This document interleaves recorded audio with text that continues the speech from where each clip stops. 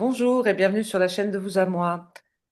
Comme promis, avec Jean-Jacques Crèvecoeur, nous allons débattre des différentes manières de réenchanter nos vies et le monde, ce qui sous-entend, parce qu'en fait on a eu des remarques, que nous devons sortir de la torpeur dans laquelle on nous a plongés pour que chacun, à notre niveau, puissions contribuer à mettre en œuvre des actions pour refaçonner le monde. Parce que c'est vrai que le terme réenchanter, il y en a qui ont été désenchantés, qui s'attendaient à autre chose. Donc c'est pour ça que j'ai précisé ça. Je pense que c'était le fond de votre pensée. Oui. Alors, comme on l'a vu dans la première vidéo, Jean-Jacques Crèvecoeur est auteur et dispense des formations de développement personnel. Nous allons aborder aujourd'hui encore quelques sujets dont le réchauffement climatique, l'écologie, les dangers de l'IA, les énergies, la technologie. Bon, après, il y a des sujets connexes, on ne pourra peut-être pas tout aborder, mais on va faire le maximum. Bonjour Jean-Jacques et merci d'avoir accepté une nouvelle fois de répondre à mes questions.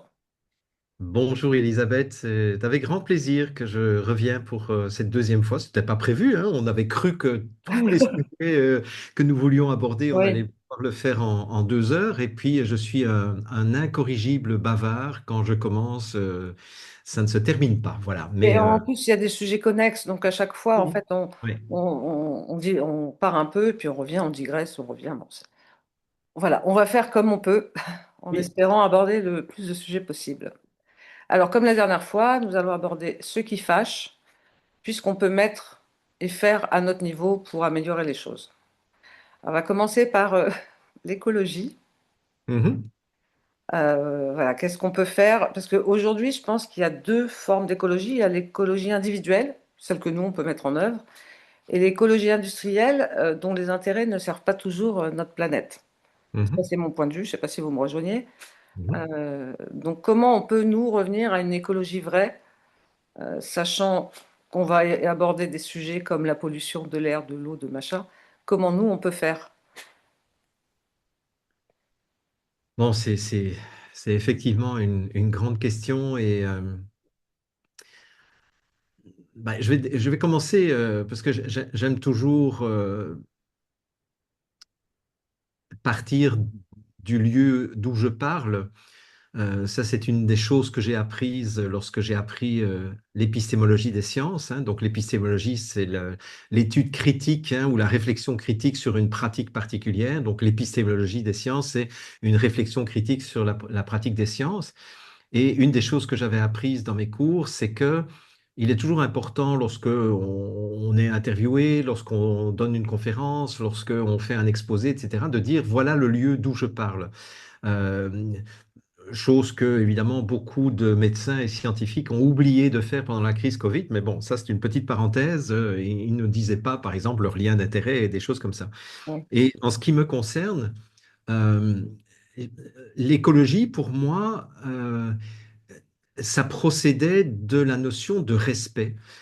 Puisque j'ai consacré toute ma vie, je dirais jusqu'à présent, et je pense que ça ne va pas changer, à veiller à ce que le vivant, sous toutes ses formes, soit respecté. Le vivant au niveau de la conscience, le vivant au niveau des relations, c'est-à-dire d'avoir des relations vivantes, etc. Mais toujours sous le signe du respect des lois de la vie, des lois du vivant, etc. Et euh, j'ai été très rapidement, assez jeune, interpellé par la question écologique. Mais à cette époque-là, on parlait de pollution de la planète. Euh, Ouais. et ce qui fait que dans les années 80, j'étais jeune marié. euh, euh, Ma première femme et moi, on achetait de la poudre à lessiver sans phosphate qui coûtait 3 fois le prix des poudres à lessiver ordinaires. Mais pour nous, c'était notre façon à nous de contribuer au niveau individuel. Et j'ai toujours cru euh, à la vertu des habitudes individuelles, en sachant que, effectivement, ce n'est jamais qu'une goutte d'eau dans l'océan, mais et en ayant en même temps la croyance que, effectivement, si nous sommes tous à apporter notre goutte d'eau, ben, ça peut faire un océan, effectivement, hein. C'est Pierre Rabhi qui Ouais, disait, bien sûr. grand chantre de l'écologie d'ailleurs, et de l'agriculture intelligente et respectueuse du vivant, des sols, des populations. c'est lui qui parlait de la part du colibri qui va, avec son petit bec, arroser l'incendie de forêt alors que tous les autres animaux sont en train de partir. Donc, très vite, j'ai recyclé mon papier, j'ai trié les déchets à une époque où il n'existait même pas encore de recyclage. Donc, on allait avec notre vélo à la maison de l'écologie rapporter nos papiers, nos caisses en carton, etc. Bon, bref. Euh, donc, c'est la raison pour laquelle ben, je commence ma réponse par ça, c'est parce que il faudrait qu'on revienne à la base de l'écologie. Déjà, étymologiquement, écologie, c'est aiko et logos, c'est la science de l'habitat. En fait, l'écologie, c'est comment préserver notre habitat, notre maison finalement. Euh, et pour moi, l'écologie, ça devrait tomber sous le sens, dans le sens où ça ne me viendrait pas à l'idée de garder des immondices dans ma maison tout simplement parce que ce serait une façon de ne pas me respecter. Mm. C'est-à-dire, pour moi, Oui, polluer la planète, c'est une façon de contribuer au fait de ne pas me respecter en tant que personne humaine. oui, Euh, Voilà ma vision des choses au départ. Et je trouve que l'écologie, avec le temps, avec les années, puisque là, je parle sur une perspective de plus de 40 ans, a pris une tangente que je trouve de plus en plus inquiétante. C'est-à-dire qu'en fait, on a remplacé les préoccupations écologiques par des préoccupations euh, climatiques où on nous fait croire que finalement, l'écologie, c'est la climatologie, alors qu'en fait, ça n'a absolument rien à voir. Et quand j'entends, par exemple, des discours du type euh, il faudrait revenir au nucléaire, aux centrales nucléaires, parce que le nucléaire émet moins de CO2 dans l'atmosphère que les usines à charbon et donc les centrales à charbon, je trouve ça extrêmement pervers comme argument parce que on a remplacé la préoccupation de la véritable pollution par une préoccupation pour un CO2 qui n'a jamais oui, c'est ça. engendré la moindre pollution. Hein, Bah, le CO2, voilà, on est taxé maintenant sur le CO2. oui, Ça, c'est un mythe. Enfin, il y a toujours eu du CO2 et on en a besoin pour vivre. ben, non seulement on en a Le besoin CO2, pour vivre, mais surtout les plantes en ont bien besoin sûr, pour vivre. Et les plantes sont des merveilleux transformateurs de CO2 en O2, c'est-à-dire que les plantes capturent le carbone pour faire les tiges, pour faire les feuilles, etc. C'est comme ça qu'on a du bois d'ailleurs, hein. Le bois, c'est quoi?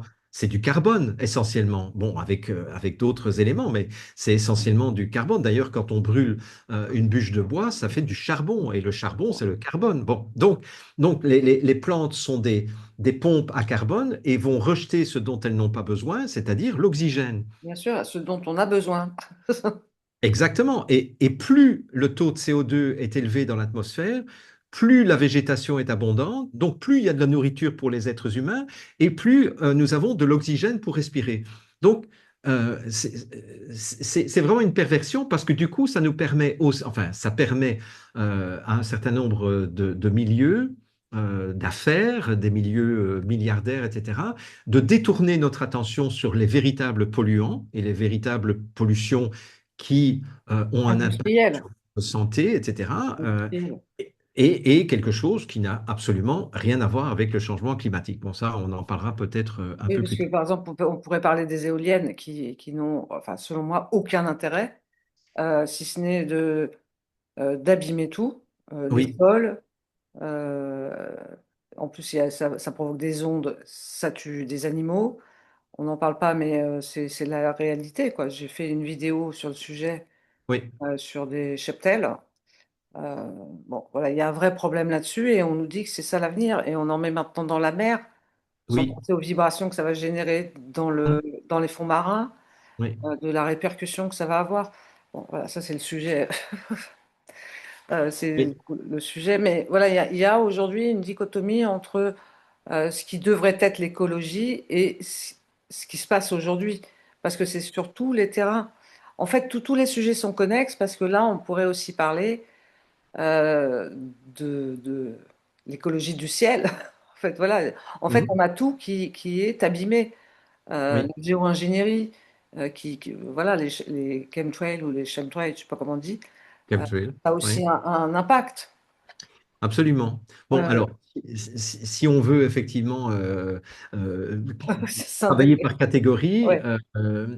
donc effectivement, bon, je parlais des actes individuels, mais je me rends compte aussi que c'est de plus en plus difficile en tant qu'individu d'avoir un impact positif sur l'écologie, tout simplement parce que quand je vais dans mon magasin biologique au Québec, le Québec, je rappelle, il y a 6 mois de neige par an. Ça veut dire que notre nourriture, elle est extrêmement peu produite sur le territoire parce qu'en fait, on a 3 mois essentiellement pour cultiver, hein. Donc, et puis c'est tout, hein. C'est 3 mois sur 12. Ce qui fait que la plupart de nos aliments viennent du sud des États-Unis, Californie, Floride, ou du Mexique. Bon, donc l'essentiel de ce que nous mangeons, nous les Québécois, ça vient du sud de l'Amérique et du Mexique. Mais bon, moi je vais au magasin biologique, évidemment, ça fait plus de 40 ans que j'achète des aliments biologiques et des produits biologiques. Et je suis déprimé et désespéré de voir que même les produits biologiques sont emballés dans du plastique.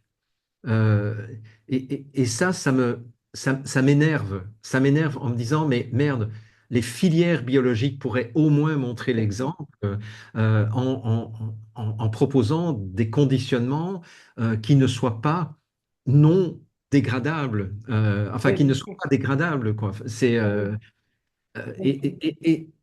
Et donc, c'est de plus en plus difficile en tant qu'être humain de dire, OK, je vais essayer de polluer le moins possible. Parce que la moindre chose qu'on achète, euh, je me souviens de ma jeunesse. Quand j'étais petit, j'allais avec mon père, parce que mon père était grand bricoleur, il a rénové plusieurs maisons, et dès l'âge de 10 11 ans, j'ai appris à visser, à taper avec des marteaux, etc. Je me suis écrasé les doigts quelques fois, mais j'ai appris à être bricoleur grâce à ça, donc merci papa. Mais quand on allait chez non, non, quand on allait au magasin, euh, comment est-ce qu'on appelle maintenant ces magasins? Ah oui, le bricolage. Oui, oui, mais à l'époque, ça ne s'appelait pas les magasins de C'était bricolage. le quincailler ou Les quincailleries, voilà, voilà, les quincailleries. euh, on achetait les clous et les vis au à poids. l'unité. Ah oui. Oui, et donc il avait une grosse boîte et puis il versait ça dans sa balance, qui était une balance avec deux plateaux, il mettait des Oui, poids, etc. Et il emballait ça dans du papier journal, du journal qu'il avait lu la veille ou l'avant-veille, etc. Et ce papier journal, nous le récupérions pour allumer le feu de bois, etc. Donc en fait, impact au niveau écologique extrêmement faible. oui, Aujourd'hui, je défie quelqu'un d'acheter des clous ou des vis sans qu'il y ait tout un emballage en plastique, etc. Et on sait aujourd'hui que le plastique est devenu une gangrène absolument incroyable, non seulement au niveau de la planète, donc au niveau des sols, au niveau des mers aussi, mais au niveau aussi de la fertilité humaine, hein. Et ça, c'est un sujet connexe. oui, C'est que beaucoup de plastiques maintenant sont des perturbateurs endocriniens silencieux qui font que les spécialistes disent que la fertilité des hommes, par exemple, a chuté de 50% en 30 ans, je pense. C'est-à-dire que il y a de plus en plus de jeunes couples qui ont de la difficulté simplement à engendrer naturellement des enfants parce que tout simplement le taux de sperme dans un éjaculat est tellement faible chez les jeunes hommes que ben, ils sont quasiment obligés de recourir à la procréation assistée médicalement. C'est quand même, et ça, c'est le plastique.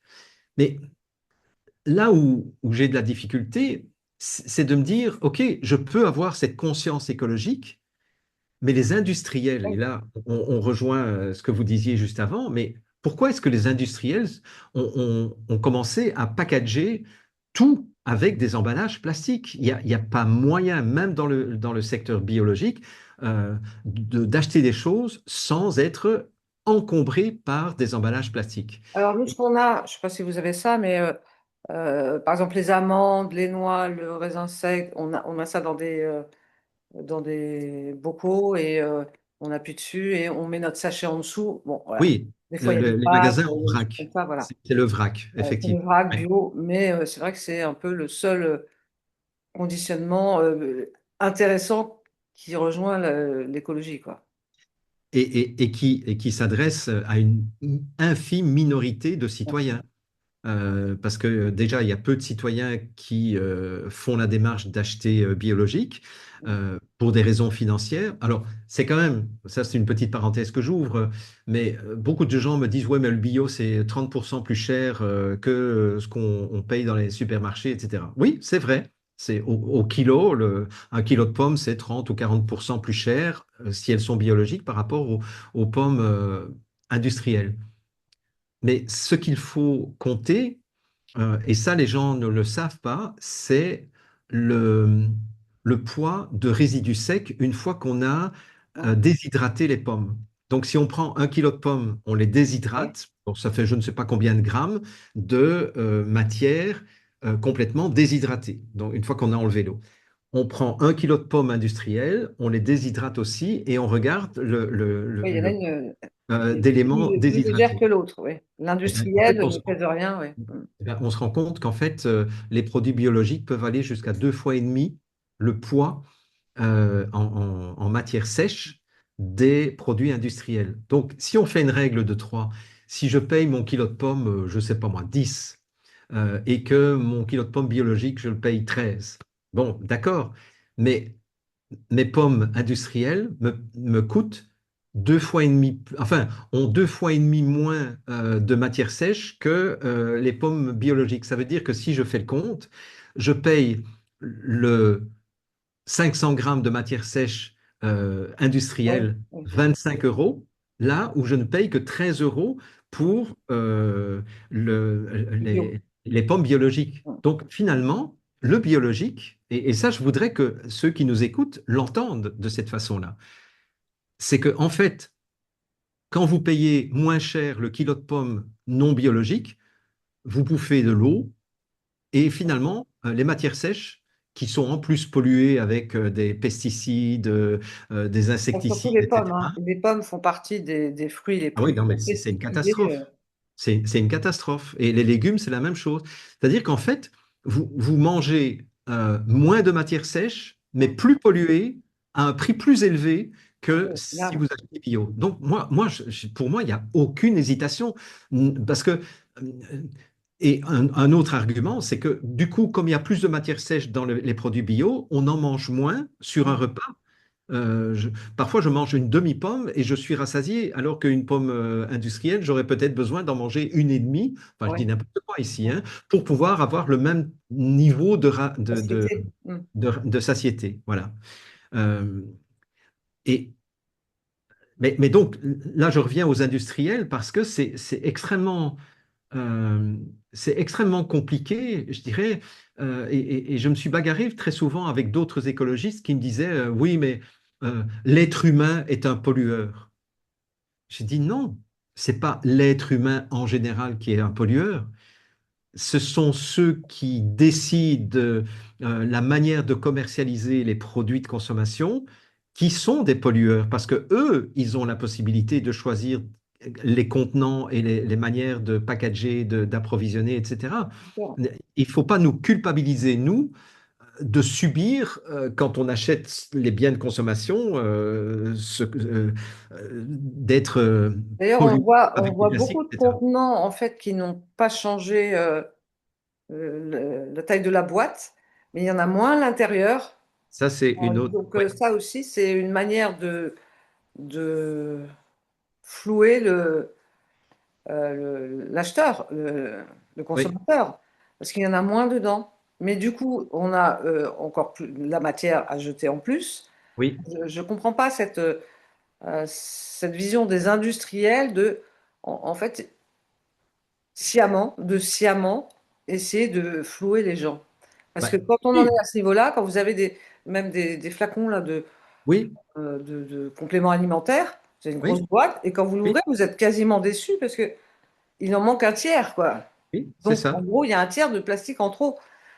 Et c'est nous qui devons faire des efforts. Mais C'est complètement fou.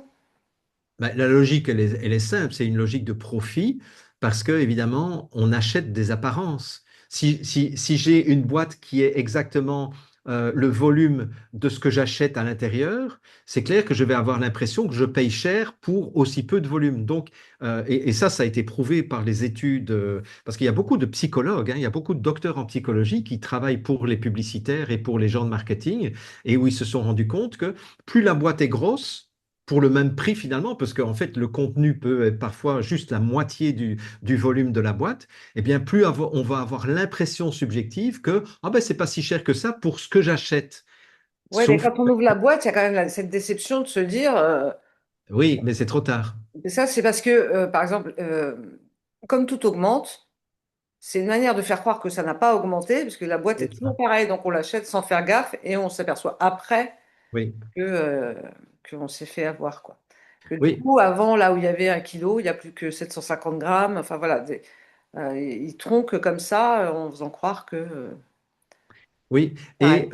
ça pose aussi un problème. Il y a un autre impact, c'est l'impact au niveau des transports, parce que si les boîtes sont plus grosses pour moins de contenu, eh bien, on a besoin de plus de camions, plus de Exactement. paquebots, plus de trains, etc., pour transporter cette marchandise. Donc, il y a même un impact aussi au niveau de la pollution par les moyens de transport et d'acheminement dans les magasins.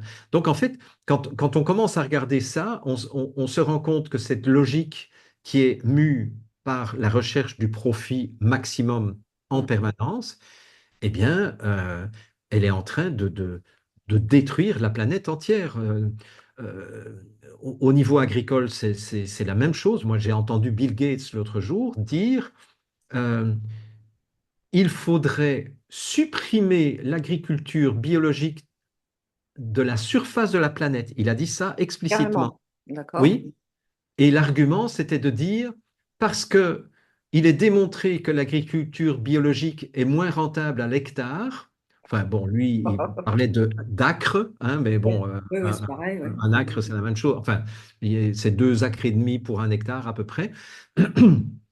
Il dit, comme c'est moins rentable à l'hectare, ça pollue plus, ça émet plus de CO2 pour les tracteurs qui sont obligés de produire pour un hectare, etc. Donc, en fait, son raisonnement, c'était de dire, pour diminuer le CO2 émis par les tracteurs et par les Oui, machines oui, agricoles, il faut supprimer le biologique de la surface de la planète. Et ce gars-là se déplace en permanence en jet privé pour oui. dire qu'il faut sauver la planète. Et ce gars-là aussi est le plus grand propriétaire terrien des États-Unis actuellement, hein. Donc en fait, il a, je ne sais plus combien de centaines de milliers d'hectares qu'il a, dont il est propriétaire actuellement. Et beaucoup de personnes se demandent, mais qu'est-ce qu'il fout là? C'est quoi le but? Et ça, je n'en sais rien. J'ai pas de réponse à ça, mais en France, c'est la même chose, hein. Il y a de plus en plus de terrains qui sont achetés par des milliardaires et on ne sait pas ce qu'ils veulent faire. Alors, est-ce Ah, en qu'ils fait, il y a veulent... des théories qui circulent, mais bon, c'est des théories. Oui, il y a des théories Après, je sais. en fait, en cas de guerre nucléaire, en fait, il faut construire des abris anti-atomiques et de quoi survivre. Ouais, mais enfin, eux, ils ont C'est des déjà leur... théories qui circulent, hein. J'ai Ouais, ça, j'y crois. aucun avis là-dessus. Je n'y crois pas. Hum, Euh, Ce à quoi je crois plus comme une hypothèse plausible, c'est que ils veulent tout simplement réduire les surfaces cultivées mhm. pour affamer les populations. Parce D'accord. que Bah, tous tu me diras, ces, hein. tous ces malades mentaux euh, sont quand même obsédés par ce mythe de la surpopulation. Et ça, de génération en génération. Je rappelle que le grand-père de Bill Gates, le père de Bill Gates et Bill Gates lui-même, ce sont des eugénistes, ce sont des gens qui ont qui continue à dire nous sommes trop nombreux sur Terre, on ne pourra jamais nourrir tout le monde, et donc il faut diminuer la population mondiale. Une bonne façon de diminuer la population mondiale, c'est de l'affamer, Ah tout oui, bien sûr. simplement. Mais on voit bien que de diverses façons, on nous affame. En fait, voilà, c'est que tous les moyens sont explorés, toutes les pistes. On voit que c'est ce qui se passe, quoi. La pauvreté augmente, donc quand la pauvreté augmente, bah, c'est qu'on devient affamé, hein. Oui, On voit ça dans plein de pays riches. En fait, c'est ça qui est très stupéfiant, c'est que c'est pas voilà des pays du tiers-monde ou du quart-monde. Non, c'est des pays comme la France, hein, qui était quand même cinquième puissance mondiale, maintenant septième. Mais en fait, à mon avis, on va très vite passer en deçà. bien sûr, bien sûr. Donc, au niveau de la population, de la pollution, pardon, oui, je parlais de population, mais au niveau de la pollution, Euh, il y a toutes les formes de pollution, hein. Donc, bon, la pollution des sols, c'est clair que c'est préoccupant parce que, en fait, on est en train de vivre en sursis avec les terres agricoles qui sont de moins en moins fertiles. En fait, elles ne sont plus fertiles que grâce aux engrais à base de pétrole que l'on met sur les terrains. Donc, en fait, les, les terres sont devenues totalement stériles.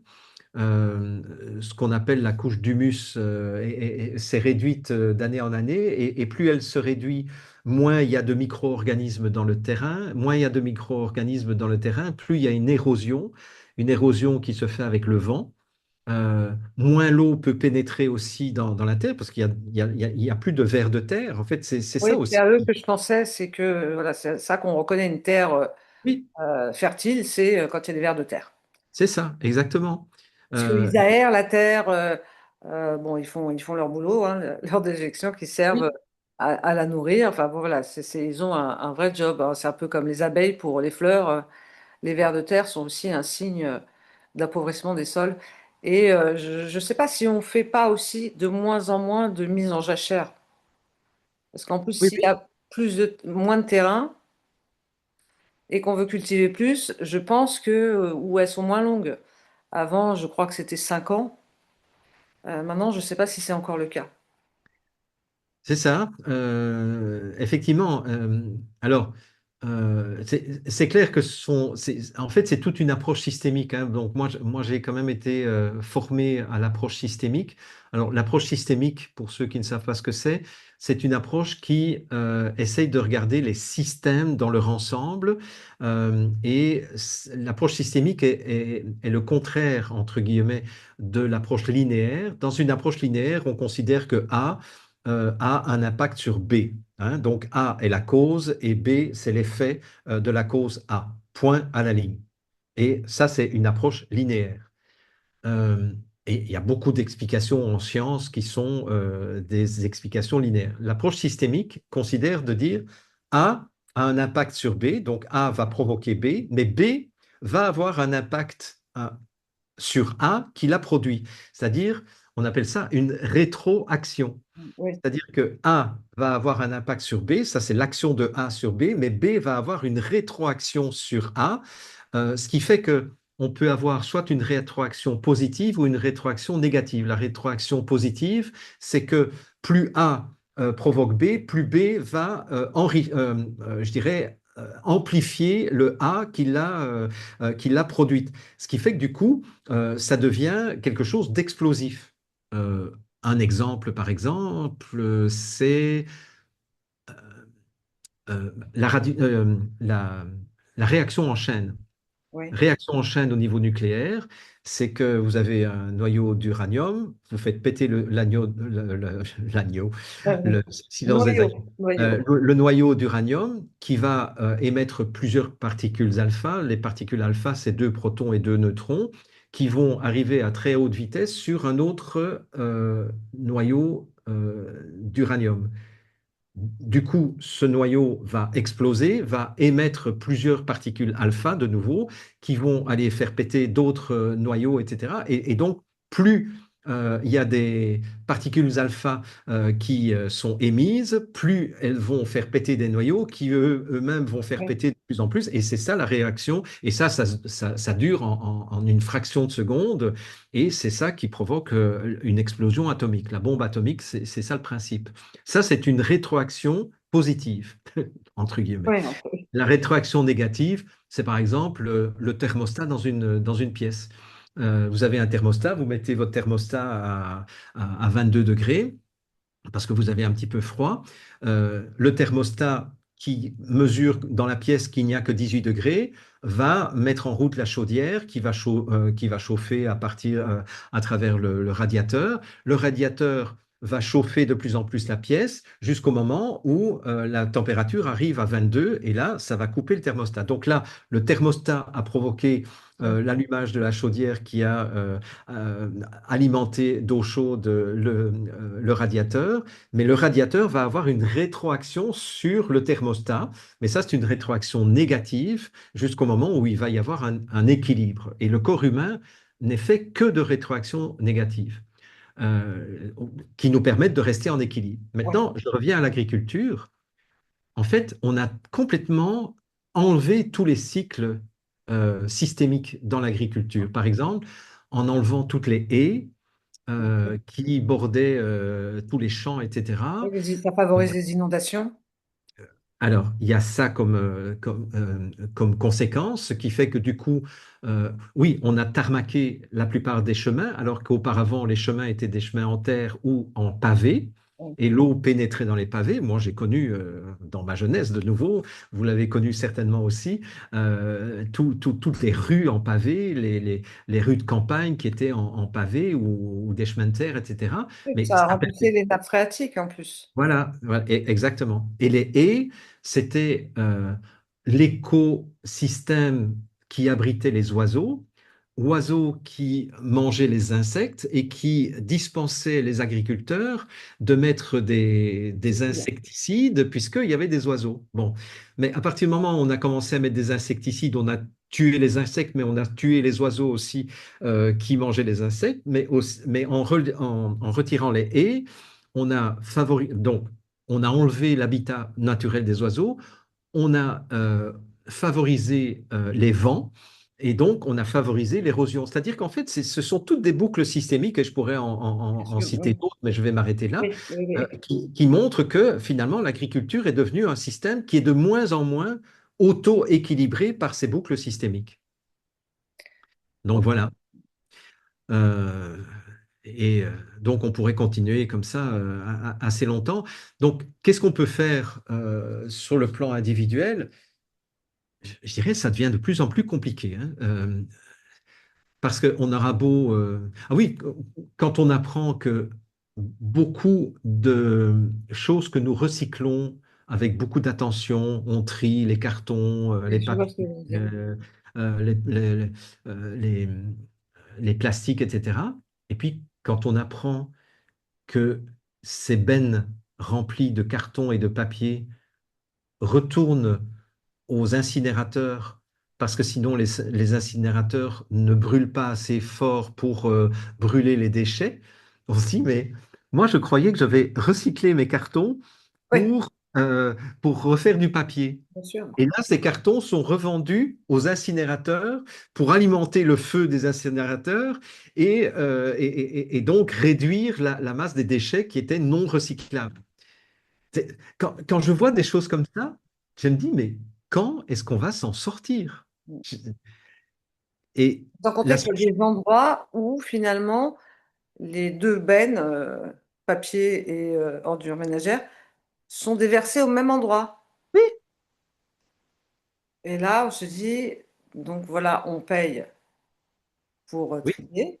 oui, Et en fait, il y a des endroits où ça ne sert strictement à rien, puisque les deux déchets sont mis ensemble. c'est ça. C'est complètement fou. Oui, parce que les incinérateurs, depuis qu'on a commencé à trier, en fait, les incinérateurs s'étouffaient. D'accord. c'est comme un feu qui n'a pas assez de matière combustible pour pouvoir bien prendre, hein. Quand j'allume mon feu, parce que Oui, j'ai il faut un peu de. un foyer à bois, ben, il faut du papier, il faut du petit bois, etc. Et puis petit à petit, on peut mettre des grosses bûches. Mais si j'ai pas de papier, comment je fais pour démarrer mon feu? Ou alors je Bah, prends... des bouchons de liège, là, de champagne, tout ça, plongé dans l'alcool, ça fait des Oui, ronds. oui, oui, Pour on moi, peut, voilà, c'est une forme de on peut faire ça. recyclage. Mais je dirais, ma seule réponse, et ça c'est quand même une réponse tout à fait concrète, c'est que plus je réduis ma consommation, moins je contribue à cette pollution inévitable. En fait, c'est la seule réponse concrète que j'ai trouvée. C'est-à-dire que j'en arrive à ce mouvement qui existe depuis des dizaines d'années, qui est le mouvement de la simplicité volontaire, hein, ou de la réduction volontaire, c'est-à-dire quand je dois acheter quelque chose, je me pose trois fois la question de se dire, est-ce que j'en ai vraiment besoin? Ou est-ce que je pourrais, par exemple, louer cet outil parce que je n'en ai besoin qu'une fois tous les 2 ans, par exemple, hein? Est-ce que ça vaut vraiment la peine d'avoir une tronçonneuse ou d'avoir quelque chose? Bon, donc réduire notre consommation, c'est une façon de contribuer au fait qu'il y ait moins d'emballages qui sont jetés et soi-disant recyclés. Ça, c'est une chose. L'autre chose, et ça, heureusement, ça existe dans certains pays, mais malheureusement pas encore assez, c'est la mise en commun de certains biens dont on n'a pas besoin tous les jours. Une machine à laver, ben, vous savez, moi je vis avec ma femme, on est juste deux. La machine à laver, elle ne tourne pas tous les jours. Oui, oui, oui, bien Euh, sûr. et j'ai connu, bon, ici, nous, on n'a pas pu faire ça avec nos voisins, mais moi, j'ai connu des habitats groupés en Belgique où il y avait 4 ménages qui avaient acheté une grosse maison de 4 étages, mais vraiment une grosse maison de 100 mètres carrés au sol sur 4 étages, et ils avaient une machine à laver pour les 4 ménages. Ils étaient 8 adultes à aller travailler à l'extérieur. Ils avaient décidé de n'avoir que 3 voitures, je crois, ou 4 voitures, et de se partager les voitures. Euh, Moi, pendant des années, à l'époque où j'habitais à Montréal, j'avais revendu ma vieille voiture et j'étais abonné à un système qui s'appelle Communauto, hein, enfin, ça s'écrit en un mot, hein, commune, hein, c'est une auto commune, quoi, hein, Oui, donc, mais, voilà, mais c'est Communauto aussi. Enfin bon, c'est un jeu de mots, c'était très, très bien nous, on trouvé. fait beaucoup de covoiturage en Il y a France. aussi le covoiturage, c'est ça. Mais la communauté, parce qu'en fait, l'argument des gens de communauté, c'était de dire, savez-vous que la plupart des véhicules sont stationnés 93% de leur temps de vie. Ça veut dire que on utilise notre voiture en moyenne 7% du temps et 93% du temps, elle est dans un garage, dans une aire de stationnement, dans un parking. Après, le Ou problème, c'est que les gens peuvent en avoir besoin en même temps. C'est Oui, le c'est souci. ça. C'est Si on ça. en sert pour aller travailler, par exemple, et qu'elle ne sert pas pendant 8 heures de travail, Et voilà, ça peut poser problème.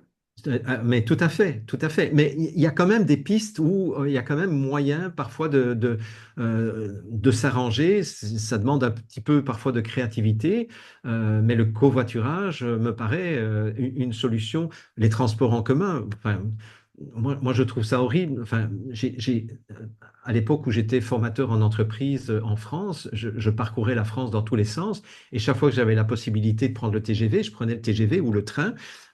Chaque fois que j'en avais la possibilité, et j'adorais ça, c'était mon deuxième bureau, hein. Je m'installais Ah, bien dans sûr. le TGV et puis je travaillais entre Lille et Lyon, par exemple. Bouf, c'était très, très agréable. Mais là aussi, il y a eu une politique et une volonté. En Amérique du Nord, entre autres, les Rockefeller ont décidé à un moment donné de supprimer la plupart des voies ferrées euh, pour favoriser la consommation de pétrole au niveau des voitures. D'accord. Et c'est pour ça que en Amérique du Nord, on voit, quand je vais à Toronto, bon, ça m'arrive d'aller de temps en temps à Toronto, C'est une autoroute. Combien il y a de voies? Je crois qu'il y a 8 voies dans chaque sens. Quand on arrive à 10 km de Toronto, il y a 8 voies de circulation dans un sens et 8 voies de circulation dans l'autre sens. Mais il n'y a qu'un train. J'ai vu ça Euh, aussi. Et, c'est hallucinant. Et là aussi, on pollue beaucoup plus. Voilà, enfin, on pourrait continuer comme ça, mais euh, peut-être dernière chose aussi, c'est que quand j'achète quelque chose, euh, je me souviens toujours de mon arrière-grand-mère que j'ai connue, parce qu'en fait, à cette époque-là, les générations étaient très courtes, hein. Mon arrière-grand-mère avait eu ma grand-mère à 20 ans, qui avait eu sa fille à 19 ans, qui m'a eu à moins de 19 ans, etc. Donc, en fait, j'ai connu ouais, mon arrière-grand-mère qui disait, je ne suis pas assez riche pour... Non, il faut être riche pour acheter bon marché. ouais, Et, tout à et fait. quand j'étais petit, je ne comprenais pas cette phrase. Mais j'ai très vite compris. Il y Elle avait peu disait, de choses, mais il fallait que ce soit de bonne qualité pour que ça dure toute voilà, la vie. exactement. Et c'est encore ma philosophie aujourd'hui. C'est-à-dire, je me dis, moi, je ne suis pas assez riche pour acheter bon marché. Quand j'ai émigré au Québec, j'ai acheté le meilleur lave-vaisselle. C'était en 2004. On est en 2026. J'ai toujours le même lave-vaisselle. Et j'ai dû le réparer juste 2 fois. La pompe avait sauté. Ça m'a coûté 100 dollars de réparation. Donc, c'était vraiment rien du tout. Mais je suis content d'avoir acheté cher Oui. euh, parce que, parce que ça me coûte beaucoup moins cher. Surtout que aujourd'hui, on parle d'obsolescence programmée justement de Exactement. l'électroménager Oui, pour encore favoriser la la surconsommation. consommation, voilà, exactement. Donc ça, c'est Et un ça, c'est fléau. pas nouveau. L'obsolescence programmée, c'est encore un truc pour nous faire consommer davantage. Donc, en fait, plus on va veiller à consommer moins, à consommer des choses où il y a le moins d'emballage possible, comme avec les magasins en vrac dont vous parliez tout à l'heure, etc., je dirais, c'est la seule chose qui est sous notre pouvoir, parce que le reste, malheureusement, nous ne sommes ni des décideurs politiques, et même les décideurs politiques n'ont absolument plus aucun pouvoir. Ce sont les oligarchies financières et industrielles qui mènent le monde et qui décident des règles. Ouais. C'est tout simplement ça. Donc oui, on peut faire des choses pour être en accord avec ces valeurs et pour se polluer le moins possible, mais on n'a pas beaucoup d'autres marges de manœuvre, hein. Non, malheureusement, ouais. Bon, voilà, bon, j'espérais pas un truc miracle, mais voilà, chacun a ses petits moyens de faire, au moins d'être vigilant sur ces choses-là, Oui, quoi. oui, D'acheter le moins d'emballage possible, de réfléchir avant d'acheter.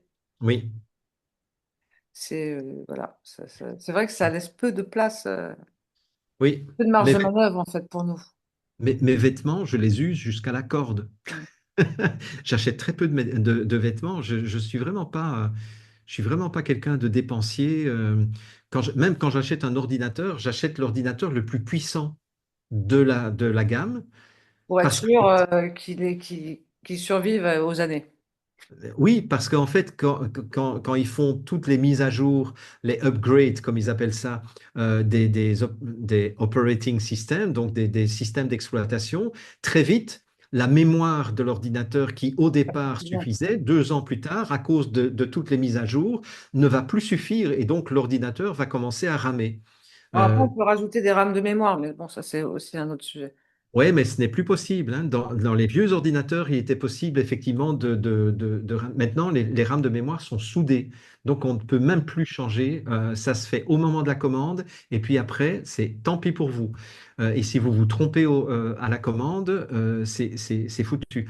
Moi, j'ai mon ordinateur de montage qui se trouve dans mon bureau ici. C'est un ordinateur que j'ai acheté en 2014. Il a 12 ans. Ouais, Et je fais encore le montage avec. Alors, je n'ai plus réussi à faire toutes les mises à jour. À un moment donné, mais c'est pas grave parce que mon application de montage, je l'ai arrêté aussi au niveau des mises à jour et ça fonctionne toujours très bien. ouais, Mais moi, c'est j'en ai pas... un de 2012 aussi, que j'ai Ouais. toujours, mais un tout en un. Du coup, j'ai encore, on peut lire les CD, parce que maintenant, Oui, oui, effectivement. donc, faut conserver ces vieux objets, parce que Oui, Donc, puisqu'on parlait du bio, je voudrais aussi qu'on aborde les semences et les graines qui sont stériles. D'ailleurs, il y a certains, on appelle ça des semences Terminator. Je trouve que des fois, les mots employés sont vraiment significatifs, quoi. Oui, oui. euh, et ça aussi, hein, c'est quelque chose qui m'a choqué profondément quand j'ai découvert tout ce que des industries comme Monsanto, qui maintenant a été racheté par Bayer, Bayer dont il faut rappeler qu'ils ont été très actifs en soutien du régime nazi lors de la Deuxième Guerre mondiale, mais bon, ça c'est une petite parenthèse en passant. Mais que de nouveau, pour cette logique de profit à l'infini, ils se sont dit, OK, la nature est trop bien faite parce qu'un agriculteur qui récolte 10 tonnes de graines va garder un dixième de ces graines pour les ressemer l'année suivante et il va pouvoir vendre ou consommer ou les transformer au niveau de la boulangerie, la farine, etc., les 9 tonnes, les 9 autres tonnes. Et donc ça, c'est très mauvais pour des industriels qui veulent faire du profit chaque année et avoir un commerce evergreen, comme disent les Américains, c'est-à-dire où en permanence Ouais. on a des profits. Et donc, l'idée machiavélique, ça a été de dire, ben, on va rendre les graines stériles de telle sorte qu'on va rendre les agriculteurs dépendants du rachat de graines chaque année. Et ils ont été plus loin, puisque, en fait, ils ont programmé ces graines de telle sorte qu'elles ne puissent plus être traitées que par des engrais très spécifiques en étant tout à fait insensibles à d'autres types d'engrais naturels, par exemple. Euh, Ils ont encore poussé plus loin parce que malgré tous les efforts qu'ils ont faits, ils se sont rendus compte que les maladies pouvaient quand même toucher les cultures OGM, hein, d'organismes génétiquement modifiés, ce qui fait que ils ont encore modifié génétiquement les graines de telle sorte que ces graines ne soient pas tuées par les herbicides. Oui, Euh, C'est-à-dire que les herbicides vont tuer toutes les mauvaises herbes, entre guillemets, alors que, bon, quand on connaît les principes de la permaculture, c'est clair que la notion de mauvaise herbe est une hérésie, hein. oui, bien sûr. Ça n'existe pas, les mauvaises herbes, en fait. Mais ce qu'on dit, c'est que les herbicides spéciaux Monsanto sont là pour tuer tout ce qui est mauvais et protéger ou garder ou respecter la graine OGM ou la plante OGM. Alors, c'est complètement faux parce qu'en fait, ce dont on se rend compte, et ça, peu de personnes le savent, c'est que ces herbicides vont être absorbés par les plantes OGM. Bien sûr. Mais ces herbicides ne vont pas tuer la plante, mais vont quand même être stockés dans la plante. Ce qui fait que quand on récolte le blé, enfin la céréale ou n'importe quoi d'autre, en fait, on récolte une plante qui est gorgée d'herbicides, de pesticides, etc., et qui en apparence a survécu, mais en réalité est complètement polluée et complètement délétère, complètement toxique pour le corps humain. Oui, Donc en fait, c'est toxique sur tous les plans. et Oui. dépourvu des attraits qu'elle avait au départ. Ah, mais oui, bien sûr. Parce que avec tous les OGM, on a une perte, on a une perte des nutriments qui étaient justement l'intérêt de la plante qui était cultivée. Et on en arrive à une logique qui, de nouveau, est une logique systémique avec des cercles vicieux à n'en plus finir. Parce qu'évidemment, plus ces graines sont... Parce que, en fait, la nature et quelque part, la nature essaye toujours de reprendre ses droits. Donc, les industries sont toujours obligées d'augmenter les doses d'herbicides, de pesticides, sont toujours obligées de manipuler de plus en plus parce que même les mauvaises herbes, entre guillemets, deviennent résistantes aux produits que l'on met sur les champs. ce qui fait qu'il faut des doses de plus en plus élevées, etc. Ce qui contribue aussi à une érosion des sols, à nouveau, et de l'appauvrissement. Donc, tous les vers de terre, évidemment, on n'en parle plus depuis très longtemps. Euh, et la valeur nutritive des OGM, et même le rendement à l'hectare. C'est là que Bill Gates n'a absolument pas raison. Le rendement à l'hectare des OGM dans les 2 ou 3 premières années est effectivement supérieur aux champs, aux cultures biologiques, ça c'est clair. Mais après, le rendement décroît de façon extrêmement forte. Que ça tue la terre. Donc, Mais à oui, un c'est moment, elle est ça. pauvre et donc la plante ne peut pas se nourrir. D'ailleurs, on voit les blés, avant les blés, ça montait très haut dans les champs. Oui, Maintenant, on oui, dirait qu'ils ont diminué de moitié. oui, Euh, exact. c'est complètement fou, enfin, de voir tout ce qui a changé. Les concombres, il n'y a plus de graines dans les concombres. Oui, Les endives qui devaient rester dans le noir. Vous vous souvenez, il y avait un papier violet. oui, Maintenant, elles sont à l'air libre, il n'y a plus de problème. Enfin, il y a une dégénérescence du bon, quoi. Et voilà, même individuellement, on ne peut plus faire de culture, quoi. Il faut vraiment trouver des endroits où acheter des graines.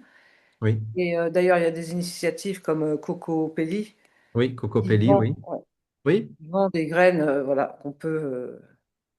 En fait, ce qu'il faut, c'est planter et récupérer les graines après. Il y a un monsieur qui fait ça aussi, avec qui je vais faire une vidéo prochainement, parce que lui, il veut donner, voilà, ses graines et que les gens plantent et lui renvoient des graines après. Il veut faire une sorte de partenariat. Je trouve ça intéressant. Mais oui, il y a vraiment des enjeux colossaux parce qu'on voit bien quand on met tout à bout, on va devenir dépendant de tout. On et est... je pense que vous avez tout à fait raison. Je pense que le but ultime de toutes ces manœuvres, que ce soit dans le domaine de l'écologie, de l'agriculture, de l'éducation, de la santé, de la médecine, etc., de la technologie aussi, on en parlera tout à l'heure, euh, c'est de nous rendre incompétents de plus en plus en tant qu'êtres humains, et de nous rendre de plus en plus dépendants. Quand je vois que les nouvelles voitures vous font le créneau à votre place Ouais. pour vous garer, moi, je dirais, mais quel ridicule.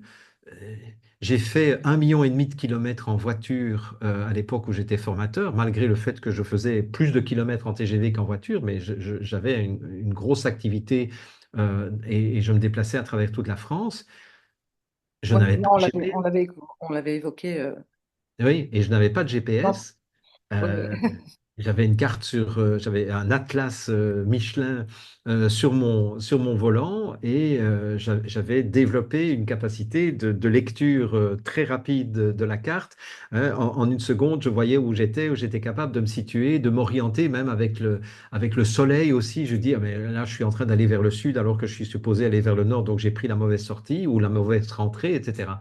Mais c'est Mais pareil aussi pour les soins de premier secours, on va dire les oui, grands-mères. Voilà, on appelait ça des remèdes de grand-mère, mais oui, elles savaient plein de choses. Donc, oui, on voyait certainement moins le médecin parce que elles avaient tous ces remèdes. Ça, c'est quelque chose aussi qui s'est délité. oui. Il y a de moins en moins de personnes qui savent. Alors, il y a un renouveau parce qu'il y a quand même des gens qui s'intéressent à la phytothérapie, tout ça, ou aux remèdes de grand-mère. Mais il faut vraiment avoir un intérêt pour ça. C'est plus quelque chose qui se transmet de génération en génération. Mhm. Avant, on regardait sa grand-mère faire et on disait ma grand-mère faisait ça. Et du coup, voilà, toujours une grand-mère qui Mais apprenait comment soigner les trucs de base. Ben, c'est ça. C'est de plus en plus difficile de trouver de l'argile, par exemple, alors que les remèdes de grand-mère, il y avait beaucoup de choses qui se faisaient à base d'argile, les cataplasmes d'argile, etc. Euh, c'est quand j'étais malade, quand j'étais petit, le médecin disait ben, mettez-le au lit et faites-le transpirer, et puis voilà. Alors que maintenant, vous Aujourd'hui. faire baisser la fièvre. Ouais. Voilà. Et aujourd'hui, on fait l'inverse, c'est-à-dire qu'on fait baisser la fièvre immédiatement en ne comprenant pas que la fièvre est le processus naturel par lequel le corps se rééquilibre. Donc là, on nous met dans une situation de dépendance par rapport à la médication et par rapport à la médecine. Il y a de plus en plus de femmes qui accouchent non seulement sous péridurale, mais il y a de plus en plus de femmes qui accouchent sous césarienne. Euh, et je crois que c'est au Brésil que actuellement 70% des accouchements se font par césarienne. Je ne sais pas si vous vous rendez compte, Ok, non. 70%. Ça veut dire qu'on est en train de retirer à l'être humain, à la femelle humaine, parce que là, je traite ça au niveau animal, c'est même plus au niveau On va dire humain. biologique. On retire à la femelle humaine l'incapacité de mettre bas. Chose que les animaux font très bien tout seuls dans la nature, quoi, hein. Ouais. C'est, Bon, c'est euh, pas les hommes qui souffrent, hein, aussi. comment? Si ce ne sont pas les hommes qui souffrent. Oui, Mais je oui, non, comprends, hein, euh, mais, qu'il y a une mais nécessité de revenir à des choses. pourquoi est-ce que les femmes souffrent pendant leur accouchement? Ils Est-ce sont pas, que pas préparés. c'est pas seulement ça, c'est parce qu'à un moment donné, des médecins hommes ont décidé que c'était plus confortable pour eux de mettre les femmes couchées sur le dos pour accoucher. Alors qu'en réalité, la position naturelle pour une femme pour accoucher, Accroupis. Mm. c'est accroupie en position verticale pour utiliser justement la force de gravitation universelle et pour faire descendre le bébé. Ouais. Mais toutes les femmes africaines, jusqu'il n'y a pas longtemps, accouchaient en étant soit supportées par deux amis ou deux femmes de la famille, ou en s'accrochant à des branches d'arbres et en accouchant de façon accroupie et de façon tout à fait naturelle. Mes trois filles sont nées avec leur maman qui était accroupie. On a cherché en Belgique la seule maternité Ils pratiquent de ça? Belgique où ils acceptaient ce genre de choses. Donc la préparation se faisait dans l'eau, mais l'expulsion se faisait hors de l'eau. Euh, et, et en fait, c'est l'obstétricien, accoucheur, qui lui était à genoux Ouais. Ouais, devant recueillir la le femme bébé, oui. Mm. pour accueillir le bébé. Ouais. Ça, c'est accoucher de façon naturelle qui respecte le principe du vivant. Donc, oui, si les femmes sont devenues incompétentes pour accoucher, c'est parce qu'on les a foutues à l'horizontale. Et j'avais été à un congrès avant la naissance de notre première fille, j'avais été à un congrès sur la naissance au naturel, hein. Donc, c'était en 1987, qui est l'année où ma première fille est née. Et j'avais été, parce que en fait, je voulais m'intéresser à la question de la vaccination pour les enfants et la question de l'accouchement.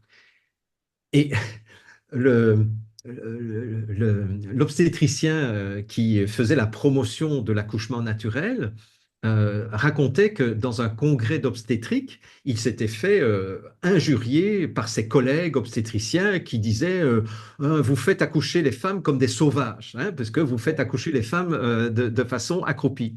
Et il avait répondu, mes chers collègues, la prochaine fois que vous devez chier, eh bien, essayez de le faire en étant couché sur le dos et vous m'en direz des nouvelles. Bon, ça avait coupé tout de suite le débat parce que c'est vrai. Voilà. Donc, on nous met parfois aussi dans des postures physiques, et là, je parle des femmes, là, dans des postures physiques qui rendent les femmes totalement incompétentes pour faire un acte qui normalement devrait être assez naturel. Et oui, je sais qu'il y a des femmes qui sont mortes en couche et je sais que les bébés parfois se présentent mal et là, on va avoir besoin effectivement du recours de la médecine, mais pas 70% quand même. On ne va pas me faire croire que 70% des femmes brésiliennes en âge d'avoir des enfants ont besoin d'une césarienne. Par contre, ça rapporte 10 fois plus aux hôpitaux de faire une césarienne que simplement d'accompagner un accouchement naturel, hein. C'est clair, il faut beaucoup plus de matériel, beaucoup plus de produits, beaucoup plus de suivi pour recoudre, pour faire la guérison, la cicatrisation, etc. Donc, de nouveau, on revient au fric. C'est toujours une logique d'argent ou de confort. C'est, et, et là, je pense que les citoyens ont beaucoup plus de pouvoir en refusant de se mettre sous la dépendance de toutes ces propositions qui nous sont faites ou des impositions qui nous sont faites. Oui, après, moi, j'ai accouché par césarienne. Mhm. parce qu'il était gros et que il était, en fait, il remontait plutôt, il voulait pas sortir, donc il remontait Oui, plus qu'il ne redescendait.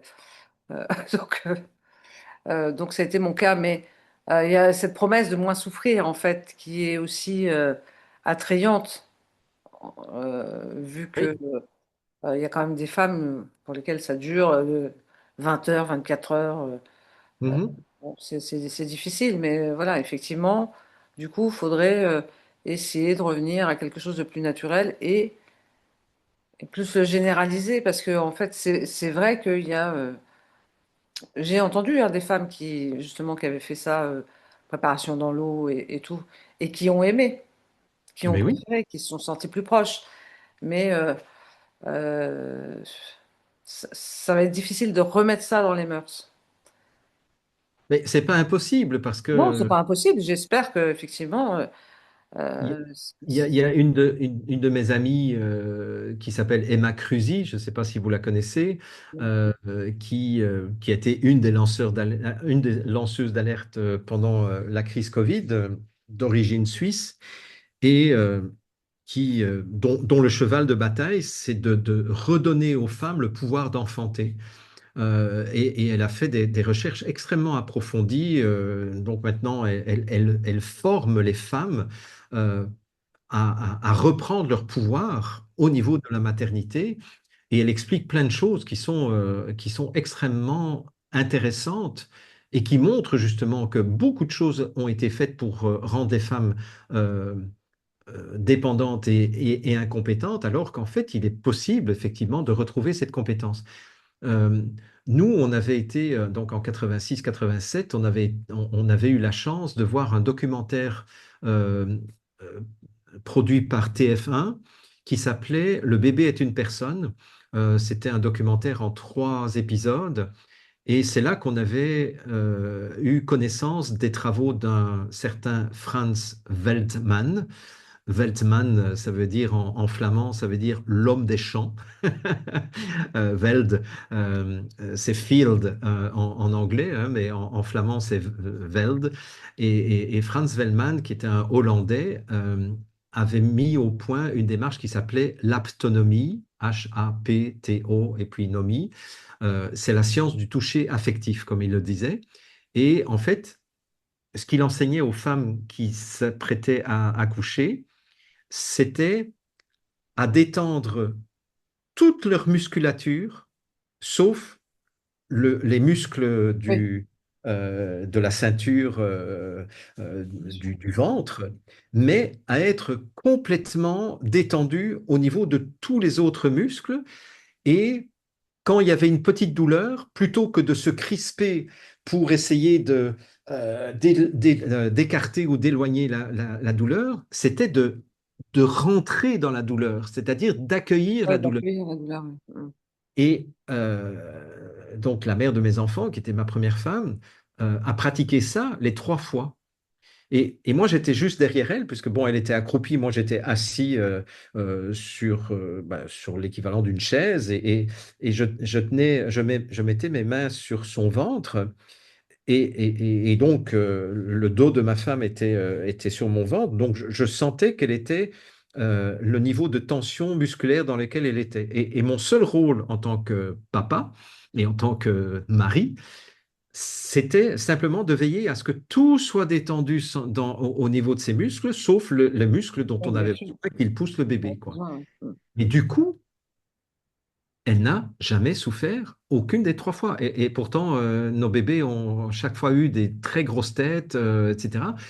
Pas de déchirure au niveau euh, de, de l'ouverture du Ouais. vagin, de la vulve, etc. Donc, il y a pas eu de déchirure, il y a pas eu de violence, il y a rien eu, et tout était extrêmement calme. On a fait ça dans la pénombre en plus, avec une musique douce. Euh, Personne ne nous a dit allez-y, madame, poussez, poussez, poussez, bloquez, etc. Mais c'est sauvage, ça, c'est Ouais. vraiment sauvage.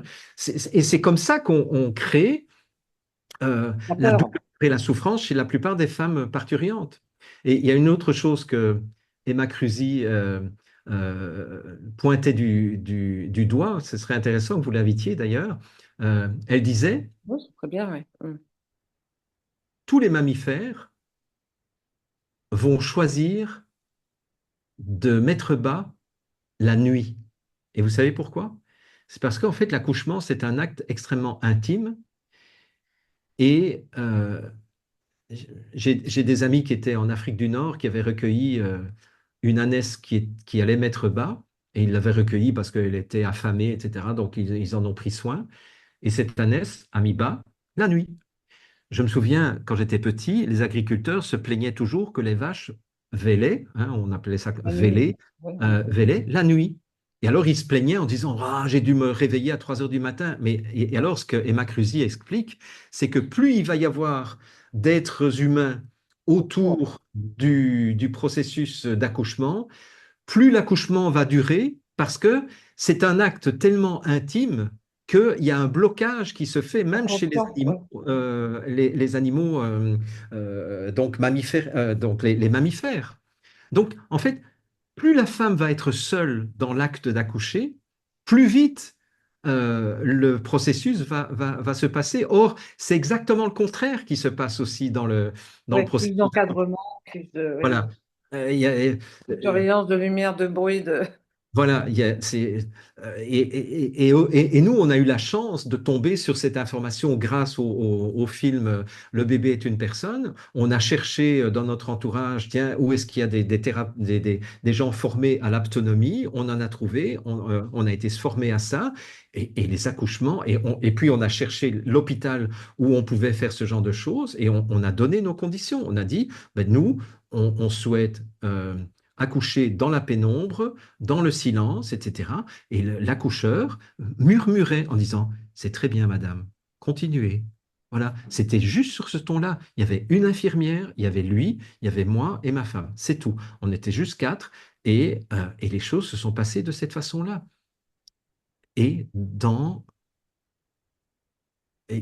la non-douleur. C'était parce que tous les muscles de la Oui, c'est maman qui était détendu. en train d'accoucher étaient complètement détendus. Et dès que je sentais qu'elle crispait un petit peu, je lui disais, détends-toi, détends ton muscle, hein, détends tes bras, détends, parce que je voyais où se trouvaient les tensions. Et ça contribuait beaucoup à ne pas avoir de douleur.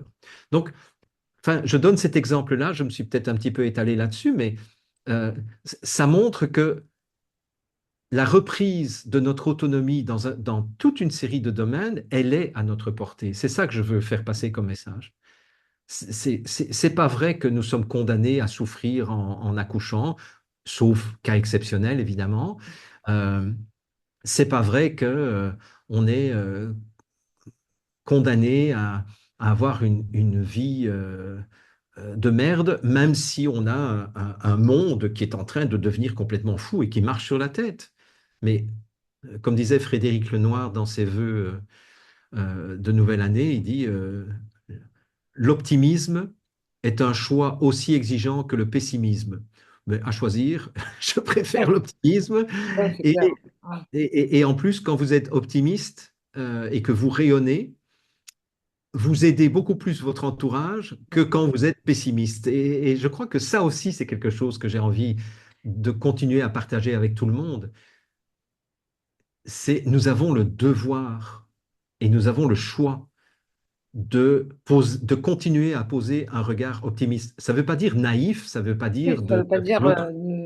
voilà, se voiler la face, Non, c'est pas ça. j'entends rien, je vois rien, mais voilà, de prendre le meilleur parti de tout ça et d'essayer d'avancer avec le sourire. Enfin, Mais oui, pas un faux sourire, un vrai sourire, quoi. oui. Et, et quand je produis une vidéo, que ce soit une vidéo gratuite ou une vidéo pour mes étudiants, je veille toujours à la qualité de mon énergie avant de commencer à produire produire une vidéo, parce que je sais que ce qui émane de moi au niveau énergétique est beaucoup plus important que le contenu de ce que je livre finalement. Et si ça, par résonance, ça peut donner le sourire à quelqu'un qui est en train de m'écouter, mais là, j'aurais fait quelque chose de constructif Et on le pour sent en fait dans dire, les commentaires qu'il y a eu. Il y a oui, eu beaucoup de commentaires où les gens sont vraiment ravis. Il y a vraiment un enthousiasme à écouter vos vidéos et c'est agréable, quoi, parce qu'on sent oui, que vous transmettez autre chose que du savoir, quoi. Et je pense que c'est ça dont il s'agit. C'est exactement ça. C'est exactement ça. Et vous parlez d'enthousiasme. Étymologiquement, vous savez ce que ça veut dire, enthousiasme, hein? Non. Euh, alors, tout, Thou, hein, c'est comme théos, c'est Dieu. Enthousiasme, Ok. c'est celui qui est rempli de Dieu, c'est celui qui est rempli d'énergie divine. Donc, en fait, quand nous sommes enthousiastes, nous sommes connectés au divin en nous. Alors, je ne parle pas de religion là, hein, je parle simplement Non, bien de sûr. connecter à la source de la vie. Nous sommes, et c'est ça, donc quand nous sommes dans l'enthousiasme, nous sommes connectés à la source divine de l'existence, de la vie, etc. Peu importe notre religion, peu importe nos croyances, on s'en fout. Euh, mais c'est ça, c'est vraiment... D'ailleurs, quand je monte moi-même mes vidéos, si je n'ai pas le sourire pendant que je m'écoute, je me dis c'est pas bon. Et donc, j'efface et je recommence. À ce niveau-là, je pense que nous avons tous une responsabilité, pas seulement les personnages publics comme vous et moi. Je crois qu'on a tous cette responsabilité de dire, quand on se lève le matin, de dire, OK, je fais le choix, et c'est un choix. Je fais le choix de d'être d'être en connexion avec les énergies les plus élevées possibles de ma vie. Alors, on a tous des problèmes tous les jours. C'est clair. Euh, il y a un moment où j'ai été confronté à un énorme problème et quand j'ai eu ce problème, je voyais la perspective de tout ce que j'allais perdre et puis j'ai pris un pas de recul. Je me suis dit, OK, quel est le cadeau que la vie est en train de me faire? Mais c'est un cadeau très mal emballé. L'emballage est vraiment Il me plaît pas, ouais. détestable. Euh, mais c'est quoi le cadeau que la vie est en train de me faire? Et, et cette situation, c'était en fin 2012. J'étais associé avec quelqu'un, on faisait la diffusion de la méthode Transurfing, qui est une méthode de croissance individuelle inspirée par la physique quantique, qui venait de Russie. Et on diffusait le Transurfing dans toute la francophonie. Et puis le gars avec qui j'étais associé, euh, a déposé les droits de Transurfing comme s'il était l'auteur de Transurfing à l'insu du russe. Et il m'a envoyé une lettre d'avocat au mois de novembre 2012 en me disant, à partir du 1er janvier, je t'interdis de diffuser Transurfing au Québec, alors qu'on était associés. Moi, j'avais mis toute ma crédibilité, j'avais formé les formateurs Transurfing de France, etc. Enfin, bref. Et il me dit, je t'interdis parce que je suis le dépositaire maintenant des droits et je t'interdis, etc. Et donc, moi, je me vois dans une situation où je dis, mais enfin, mais il est tombé sur la tête, quoi. C'est vraiment... Ok. euh, et donc, j'avais déjà des réservations pour janvier, février, mars, et je perdais l'équivalent d'à peu près 80 000 dollars de chiffre d'affaires, pas de bénéfice, hein, de chiffre d'affaires. Et puis, j'ai pris un pas de recul et j'ai dit, OK, c'est quoi le cadeau que la vie est en train de me faire? En fait, c'est tout le temps cette question que je me pose, quoi.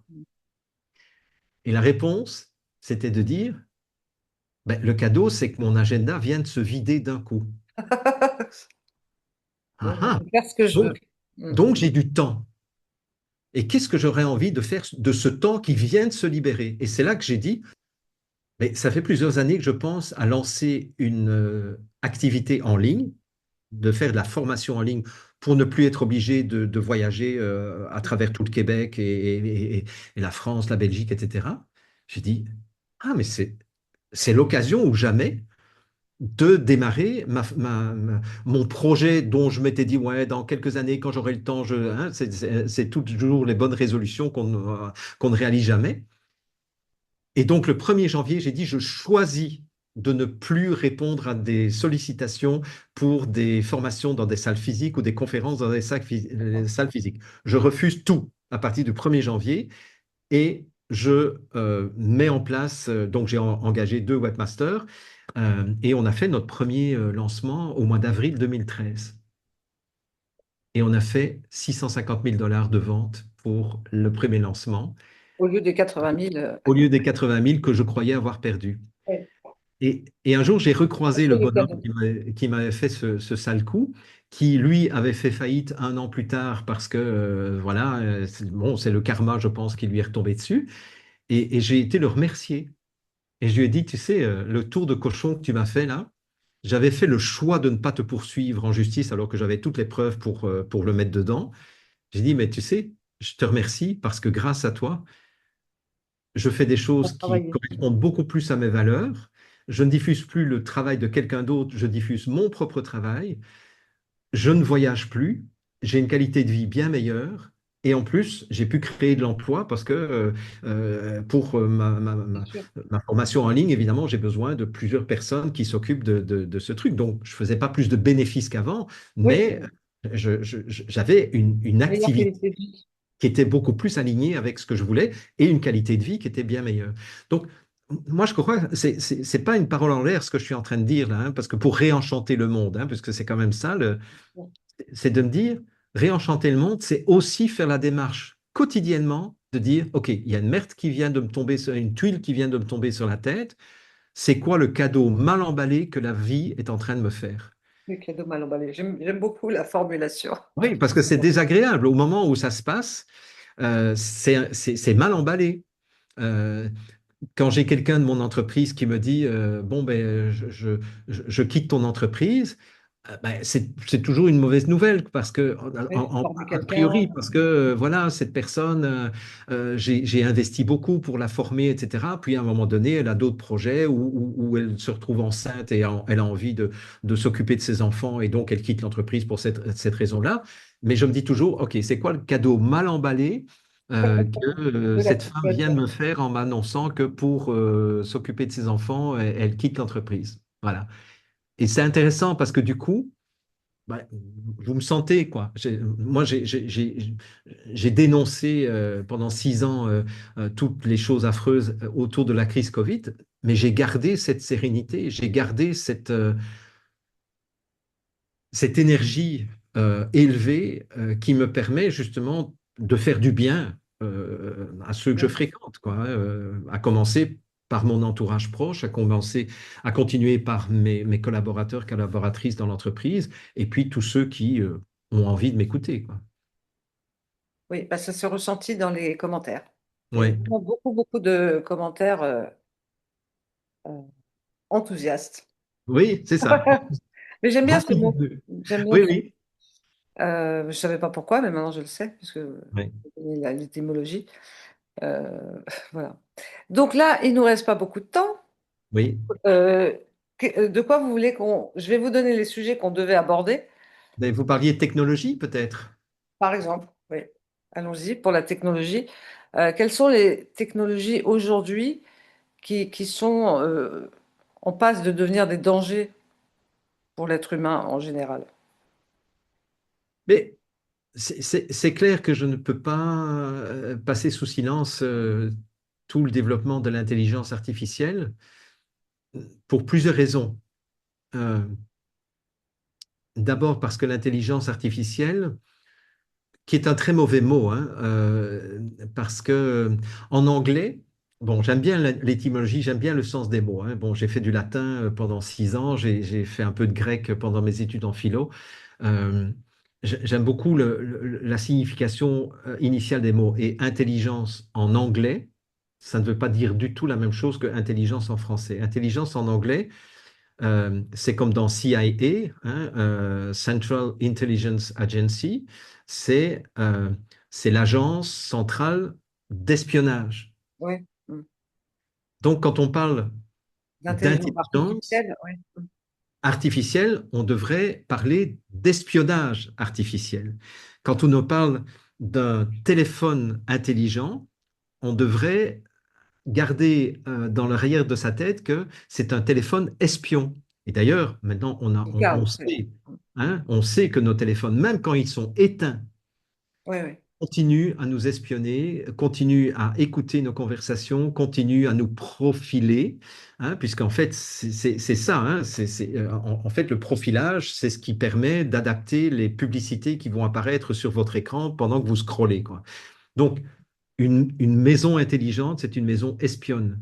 Euh, les électroménagers intelligents, parce que maintenant, Oui, même les les machines à laver, aspirateurs, là. Il y a des oui, aspirateurs qui ont qui sont censés qu'aspirer, hein. Eh ben, ils ont pas des micros, des, des... un Wi-Fi. Ils ont un Wi-Fi. et des écouteurs, en fait, et une caméra. Alors, la C'est ça. caméra, oui, c'est pour se diriger, j'imagine, mais ça fait plus que ce que ça ne dit. J'ai vu chez des amis, ils avaient acheté une nouvelle machine à laver le linge et j'ai vu qu'il y avait une fonction Wi-Fi. Je dis, mais attends, c'est quoi ça? Donc, elle dit Et quand il n'y a plus de lessive, elle dit quoi? Alors, c'est quoi la fonction Wi-Fi sur une machine à laver? ben, en fait, ça va dans le sens d'une maison intelligente. C'est-à-dire, vous êtes à 30 kilomètres de chez vous et avec votre téléphone Ah oui, portable, d'accord.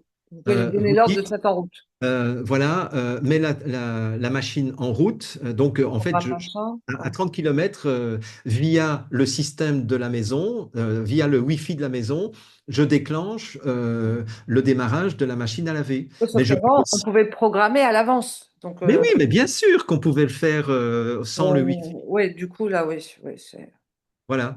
On peut aussi augmenter la température de la maison avant qu'on arrive, etc. On peut allumer les lumières, on peut faire... Enfin, La domotique, en fait, ça s'appelle ça, c'est ce qu'on appelle la domotique, mais on appelle ça les maisons intelligentes. En fait, ce sont des maisons qui sont en train de nous espionner. Euh, Ouais. donc, les villes intelligentes, c'est les villes où nous sommes espionnés avec Ouais, la 5G. j'aurais aimé qu'on ait le temps de parler des smart cities. Euh, Oui, bon, oui. voilà, on Mais n'aura pas le peut-être temps qu'on fera une aujourd'hui. autre émission dans quelques mois, hein. Ouais, c'est ça. Non, non, mais voilà.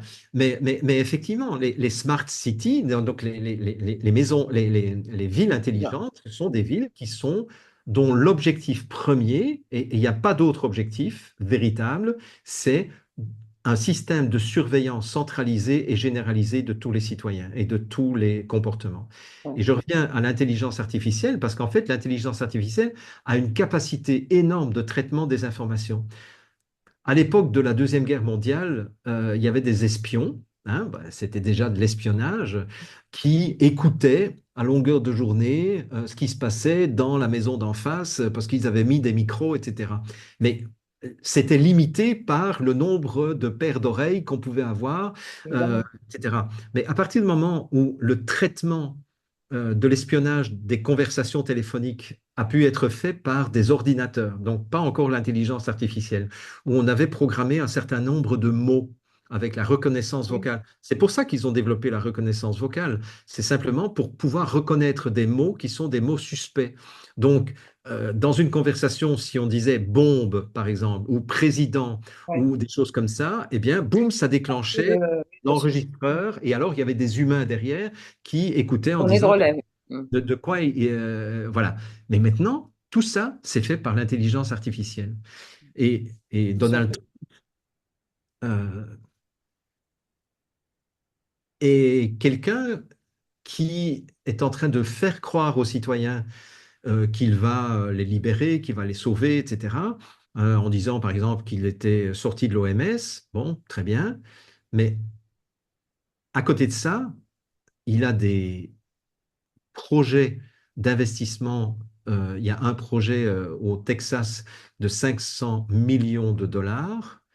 Euh, Attendez, 500 millions de dollars ou 500 milliards de dollars? Je ne sais plus. 500 millions de dollars, je crois. 500 millions de dollars euh, pour un centre de technologie avancée qui va permettre de surveiller tous les citoyens américains 24 heures sur 24, 7 jours sur 7, grâce à la puissance de l'intelligence artificielle. Alors, si mes souvenirs sont bons, parce que je parle de mémoire là, je crois qu'il leur faut 3 centrales nucléaires pour alimenter ce centre technologique. 3 centrales nucléaires dédiées juste pour ce centre où il va y avoir une puissance de calcul absolument astronomique, mais qui va permettre au gouvernement américain de surveiller en permanence les citoyens, les faits et gestes des citoyens 24 heures sur 24. C'est-à-dire qu'en fait, là, nous sommes en train d'entrer dans une prison numérique où plus nous allons être connectés, Bien eh sûr. bien, plus nous allons être espionnés et donc plus nous allons être contraints de respecter les règles, de traverser dans les passages cloutés parce que sinon, ben, on va devenir des mauvais citoyens, on va perdre du crédit social, hein, c'est ce qui se passe déjà en Chine, etc. Donc, moi, c'est ça qui me préoccupe le plus au niveau de la puissance de l'intelligence artificielle, c'est que elle a la capacité de remplacer des millions d'humains bien à sûr. des fins d'espionnage des citoyens. Hein, Edward Snowden avait dénoncé C'est la cela. manipulation qui me fait encore plus peur que ça. Qu'ils puissent nous manipuler à distance. Ça, c'est quelque chose Oui, qui me fait franchement peur. Parce que contre ça, on ne peut pas lutter, quoi. Ça, c'est... c'est effectivement donc là vous parlez des armes à énergie dirigée ou des choses comme Oui, ça. oui, oui, par exemple, ou je sais pas, que leur puce Mhm, qu'ils veulent nous implanter, alors on va nous dire que c'est pour nous soigner, pour je sais pas quoi, nous aider à voir, à c'est entendre, ça. etc., ou à marcher, ou quel que soit le problème, mais que je pense pas que ce soit euh, de l'utopie, hein. Je pense qu'on Non. arrive vraiment dans un monde dystopique et il y a la plupart des gens l'ignorent. Mhm, Et quand on en parle, j'ai même beaucoup de pudeur parce que c'est difficile en fait de parler de ces choses-là alors que je sens qu'elles arrivent.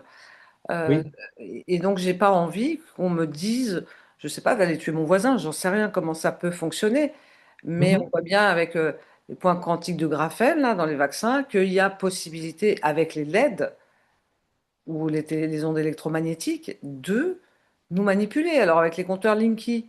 mhm. Enfin voilà, il y a tout un truc qui s'est mis en place et on voit qu'il y a quelque chose de souterrain qui s'est tramé.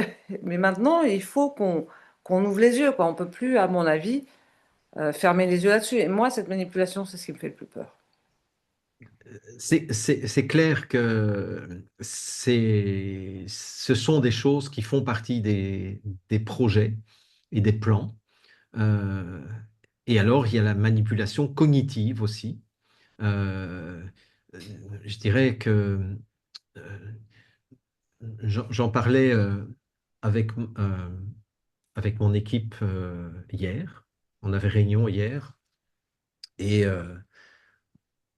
on faisait le constat que quand on pose des questions à ChatGPT ou à Claude ou à Gemini ou à Grok, etc., sur des sujets controversés, c'est-à-dire vaccination, réchauffement climatique, euh, euh, enfin toute une série de choses comme ça, on a des réponses qui sont extrêmement biaisées, mais qui sont présentées comme étant la vérité officielle. Et l'autre jour, j'ai fait l'expérience de de faire traduire par ChatGPT. Bon, je lis couramment l'anglais, mais comme je devais présenter ce texte à mes étudiants, je dis, bah tiens, je vais demander à ChatGPT de traduire le texte de l'anglais vers le français, comme ça je peux le remettre à mes étudiants, parce que mes étudiants, il y en a qui ne parlent pas l'anglais, donc voilà. Et c'était un texte sur l'implication de Jeffrey Epstein euh, dans, euh, dans la manipulation de la finance internationale. Parce qu'en fait, ce qu'on ignore, c'est que Jeffrey Epstein n'était pas uniquement celui qui a piégé un certain nombre de personnes avec des réseaux pédocriminels, mais il a surtout agi dans le monde de la finance pas très claire, hein, plutôt sombre, en complicité avec Bill Clinton, entre autres, etc., etc. Donc c'est toute une constellation, etc. Bon, enfin, bref. Et je donne le PDF à ChatGPT et je lui dis, veux-tu me traduire ça de façon littérale et de façon fidèle, puisque c'est pour remettre à mes étudiants, etc. ChatGPT refuse. Excellent. Il a refusé. Il me dit, je suis désolé, mais comme ça, hein, textuellement, je suis désolé, je ne suis pas programmé pour traduire des textes à contenu de misinformation, de mésinformation ou de désinformation. Fallait aller sur DeepL, hein. Et alors moi, je m'amuse, quoi, hein. À ce Mm. moment-là, je lui dis, bon, mais t'es qui, toi, pour me dire ce que je peux lire, ce que je ne peux pas lire? Je suis un adulte et j'ai mon propre discernement, donc je te demande, etc. Il refuse. Je dis, OK, alors, ben, de toute façon, je dis, moi, je vais prendre Google Translate ou je vais prendre une autre intelligence artificielle pour traduire ce texte. Et donc, de toute façon, ton refus, j'en ai rien à faire. Ou alors, est-ce que tu as une alternative à me proposer? Et alors il me dit, oui, alors l'alternative, c'est que je pourrais mettre tout le texte au conditionnel en disant que les auteurs de l'article allèguent que blablabla, etc. Excellent. Et donc, je lui ai dit, bah, OK, vas-y. Et donc, il m'a traduit de façon pas fidèle au départ l'article parce qu'il avait tronqué tout. Donc, j'ai comparé l'original et la copie. J'ai dit, maintenant, tu recommences. OK pour le mettre au conditionnel en disant les auteurs affirment que, etc., mais rien n'est prouvé, blablabla. OK, parfait. Fais ça, mais tu me traduis tous les paragraphes et tu ne fais pas sauter certains paragraphes. Non, mais quand on voit ce genre de choses, et quand je vois que les gens, sous mes vidéos, par exemple, sur les réseaux sociaux, il y a souvent des gens qui ne croient pas à ce que je dis, parce que j'affirme un certain nombre de choses, mais en 80 secondes sur un short, évidemment, je ne peux pas donner toutes mes sources, hein, c'est difficile en 80 secondes. Et donc, il y a des gens qui, sous mes vidéos, disent, Grok, est-ce que c'est vrai?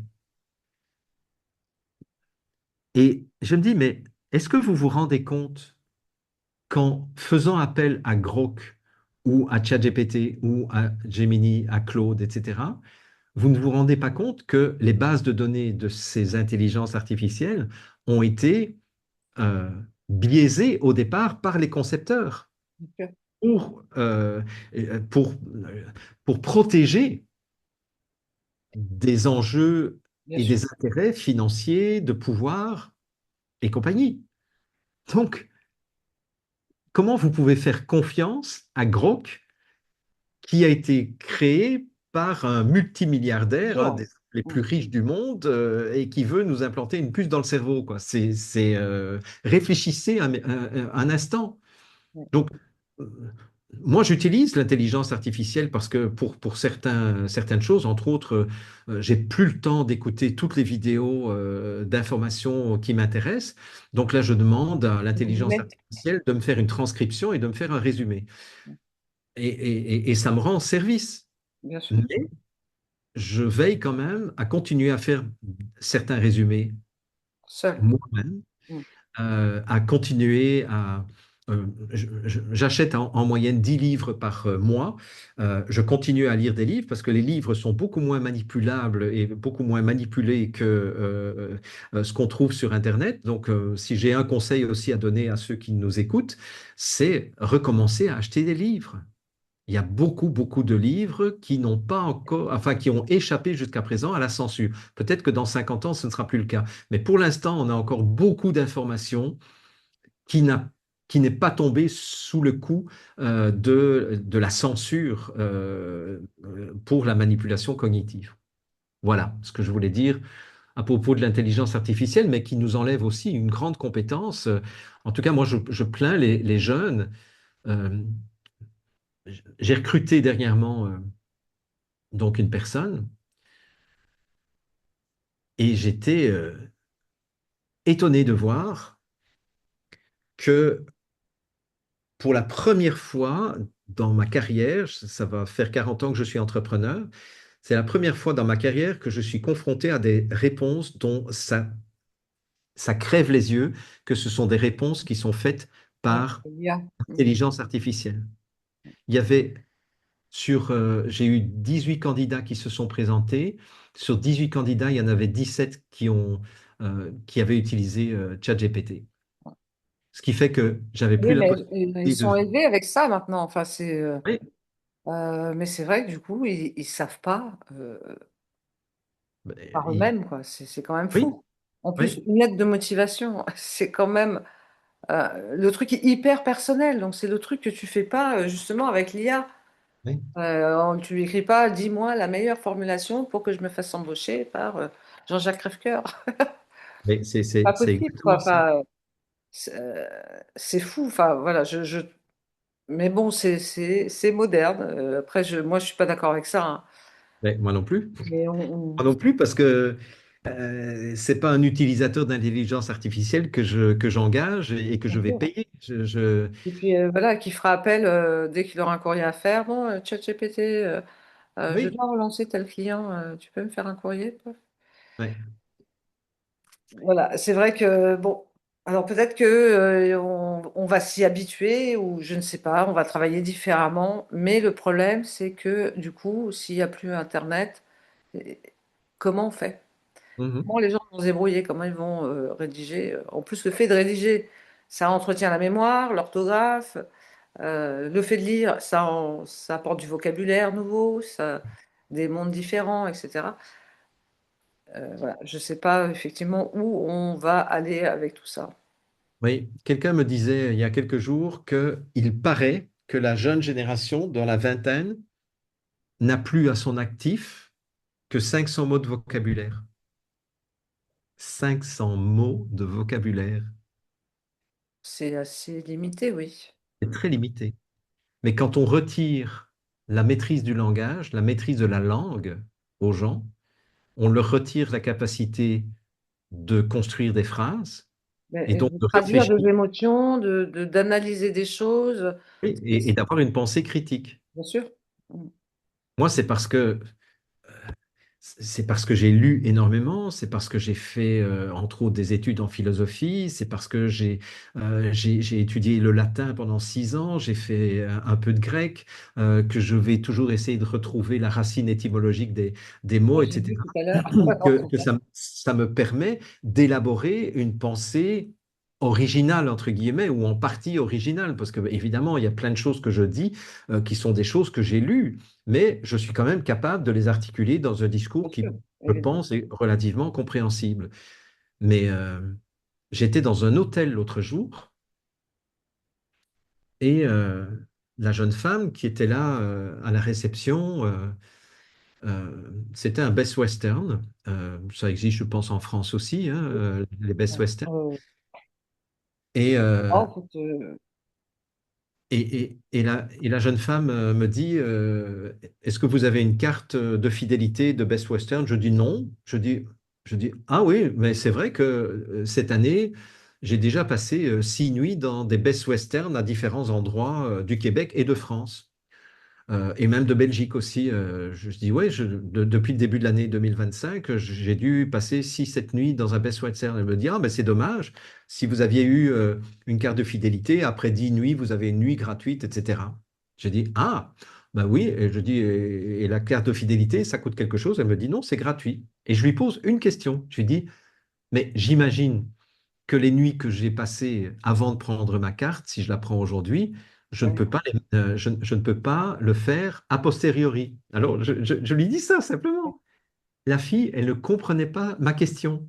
Elle me dit, oui, mais vous savez, vous pouvez aller dans tous les best westerns du monde. J'ai dit, non, c'est pas ça ma question. Ma Mais question, a c'est, posteriori, comment va est-ce apparaître? que je peux valoriser, si j'ai encore les factures, est-ce que je peux valoriser les achats que j'ai faits en 2025 pour le mettre sur ma carte dès maintenant, hein, comme dans les compagnies aériennes, on a parfois 6 mois pour mettre à jour sa carte de Ouais. fidélité, etc.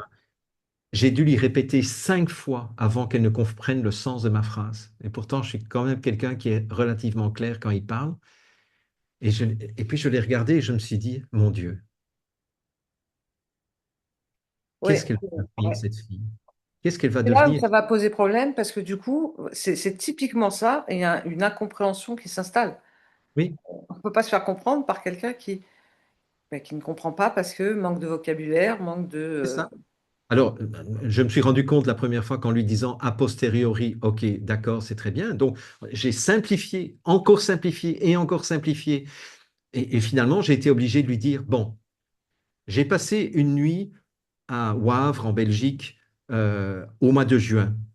Est-ce que cette nuit-là, je peux la mettre sur ma carte si je la prends aujourd'hui? Et là, elle a enfin capté. Elle a dit, ah non, c'est à partir d'aujourd'hui. Ok, merci, mademoiselle.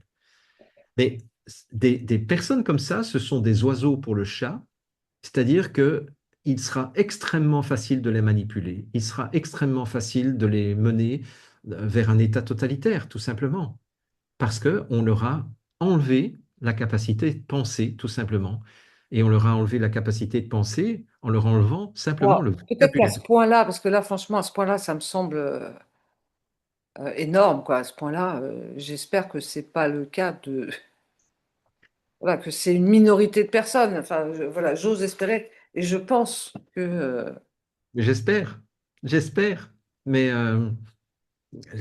donc, elle avait une vingtaine d'années? oui, oui, c'est Une ça. petite Une vingtaine vingtaine? d'années, mais elle était toute seule à la réception de l'hôtel parce que je suis arrivé à l'hôtel, il était Il était 7 heures du soir, il n'y avait personne dans le hall d'entrée. Elle était toute seule, il n'y avait pas de Oui, manager. oui, oui, Elle était c'était, responsable, quoi. Bon, ok. je sais pas, mais Mais je pense, voilà, on va vers ça, ouais, si, ouais. si ça continue comme ça. Ce qui fait que il y a aussi, à mon avis, tout un travail, hein, pour le dire de façon, hein, chaque fois en termes de solution, entre guillemets, ou de perspective.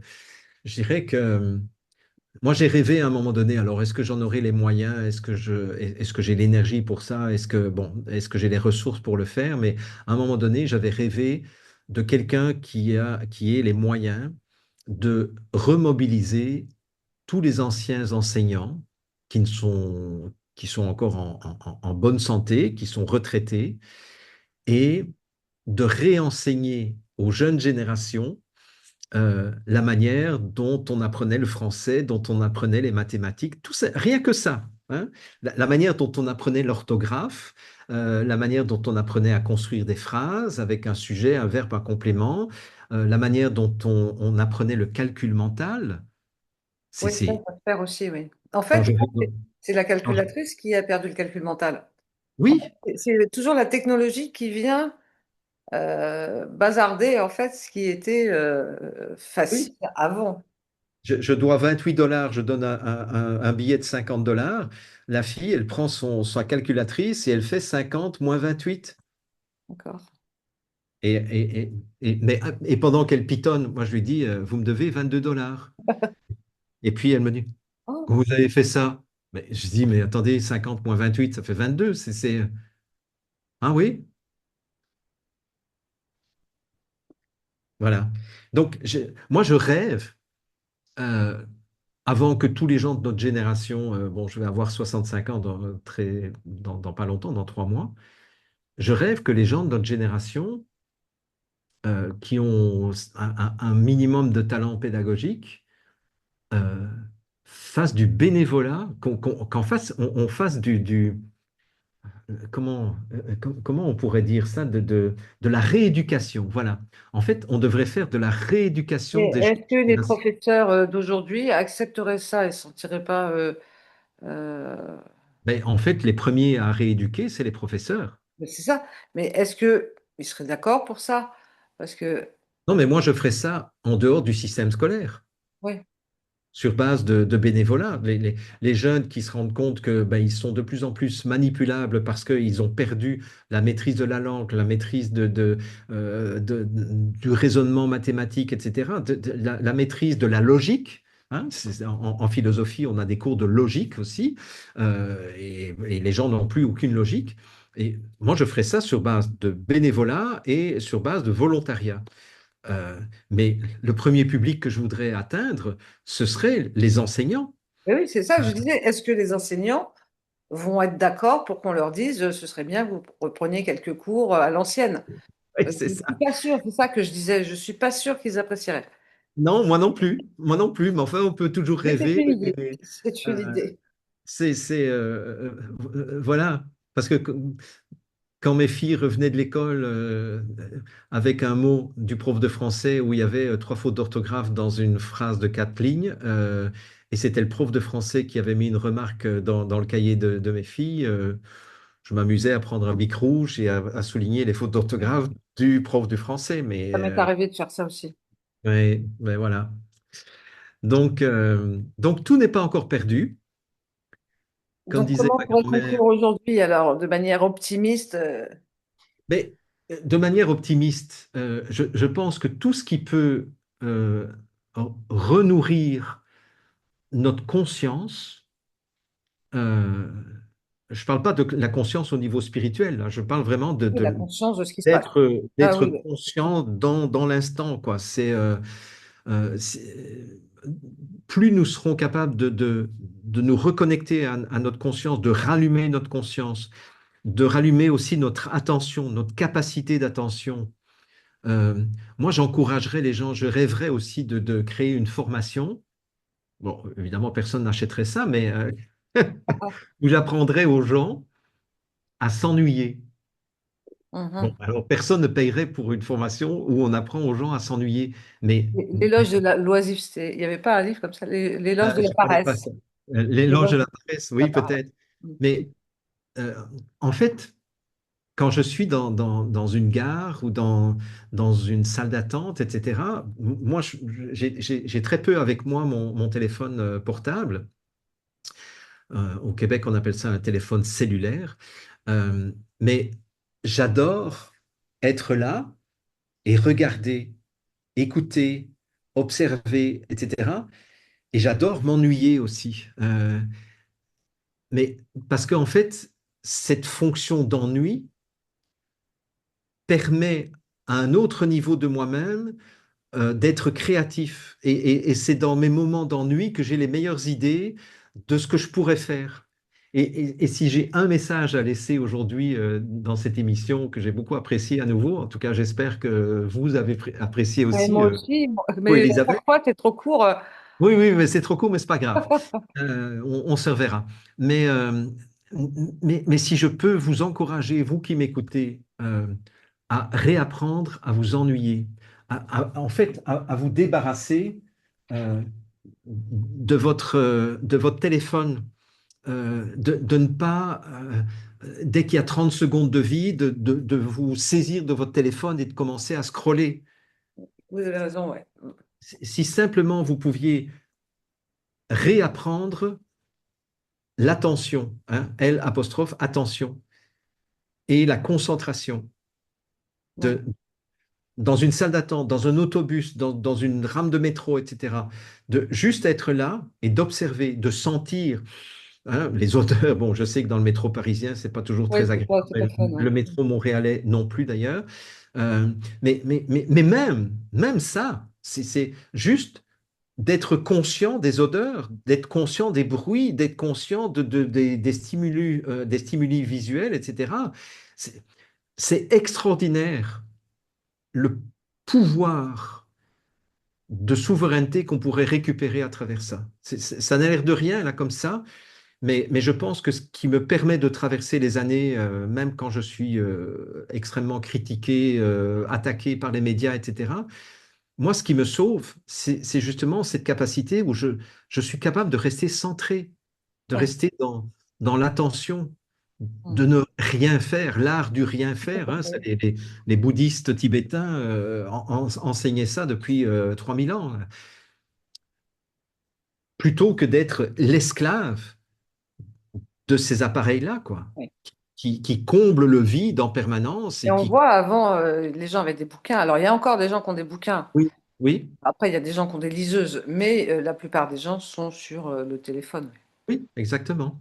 Parce Et que, en fait, c'est comme si on veut plus tomber dans le vide. En fait, c'est comme si, c'est ça, en dehors du téléphone, euh, voilà, on s'ennuie, mais on s'ennuie avec soi-même. C'est ça le truc, le problème. C'est qu'il faut réapprendre à ne pas s'ennuyer avec soi-même. exactement, C'est ça qui exactement. permet aussi d'avoir des idées, des projets, de réfléchir à des problèmes, trouver des solutions. Euh, Absolument, c'est absolument. en acceptant d'être bien avec soi-même, quoi. Oui, quand je roule en voiture, mon poste de radio est toujours éteint, même quand je suis seul. Mon poste de radio est éteint et je suis présent. Hein. C'est Eckhart Tolle hein, qui avait écrit ce livre best-seller mondial, Le pouvoir de l'instant présent ou Le pouvoir du présent. Je ne sais plus comment c'est traduit en français.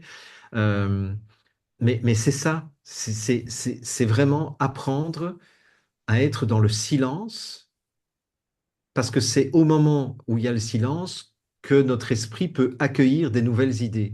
Hein, c'est la métaphore de la tasse de thé. On ne peut pas se servir du thé dans une tasse qui est déjà remplie. Il faut d'abord vider cette tasse avant de remplir. Bon, voilà. Eh ben, apprenez le silence, apprenez à faire le vide, apprenez à être en vacances. Hein, de nouveau, étymologiquement, vacances et vacare en latin, qui veut dire faire le vide, hein, vacuum en anglais. Oui. Donc, quand on est moi, quand je suis en vacances, une fois par an, eh bien, je ne fais rien. Oui, mais c'est bien. Mais Enfin, oui, parce que c'est des vacances, donc je ne vais pas commencer à visiter à gauche, à droite, avoir un agenda de ministre. Non. je me souviens quand j'étais plus jeune, j'allais au Club Med et on Oui, me proposait toujours des tas d'activités. Je oui, disais, oui, c'est super bien qu'il y ait des activités, mais moi, je veux pas. oui, c'est Parce ça. que C'est justement, ça. je voulais être un peu seule avec moi-même et me reposer à ma manière, pas qu'on m'impose de faire du sport à outrance alors que c'est une semaine de vacances. Donc, Exactement. je vais me fatiguer Voilà. pour rien, parce que ça n'a aucun bénéfice. Après, si je veux aller nager, tout ça, je fais toute seule dans mon coin. Ça, voilà. Mais c'est un peu dans cette idée que c'était bien parce qu'on pouvait. Mais Oui. j'étais contente de ne pas le faire. Enfin, un choix. Et tout le monde Donc me dit voilà ça. mon mot de conclusion pour cette rencontre d'aujourd'hui. Très bien. Bah, écoutez, merci encore une fois d'avoir répondu à mes questions. Une fois encore, on n'a pas fait tous les sujets. Mais bon, on s'en doute un petit peu, hein. Oui, Merci à vous qui nous avez regardés jusqu'au bout. Euh, Restons en contact les uns les autres. Et à très bientôt bien. sur la chaîne de Vous à moi. Merci Elisabeth.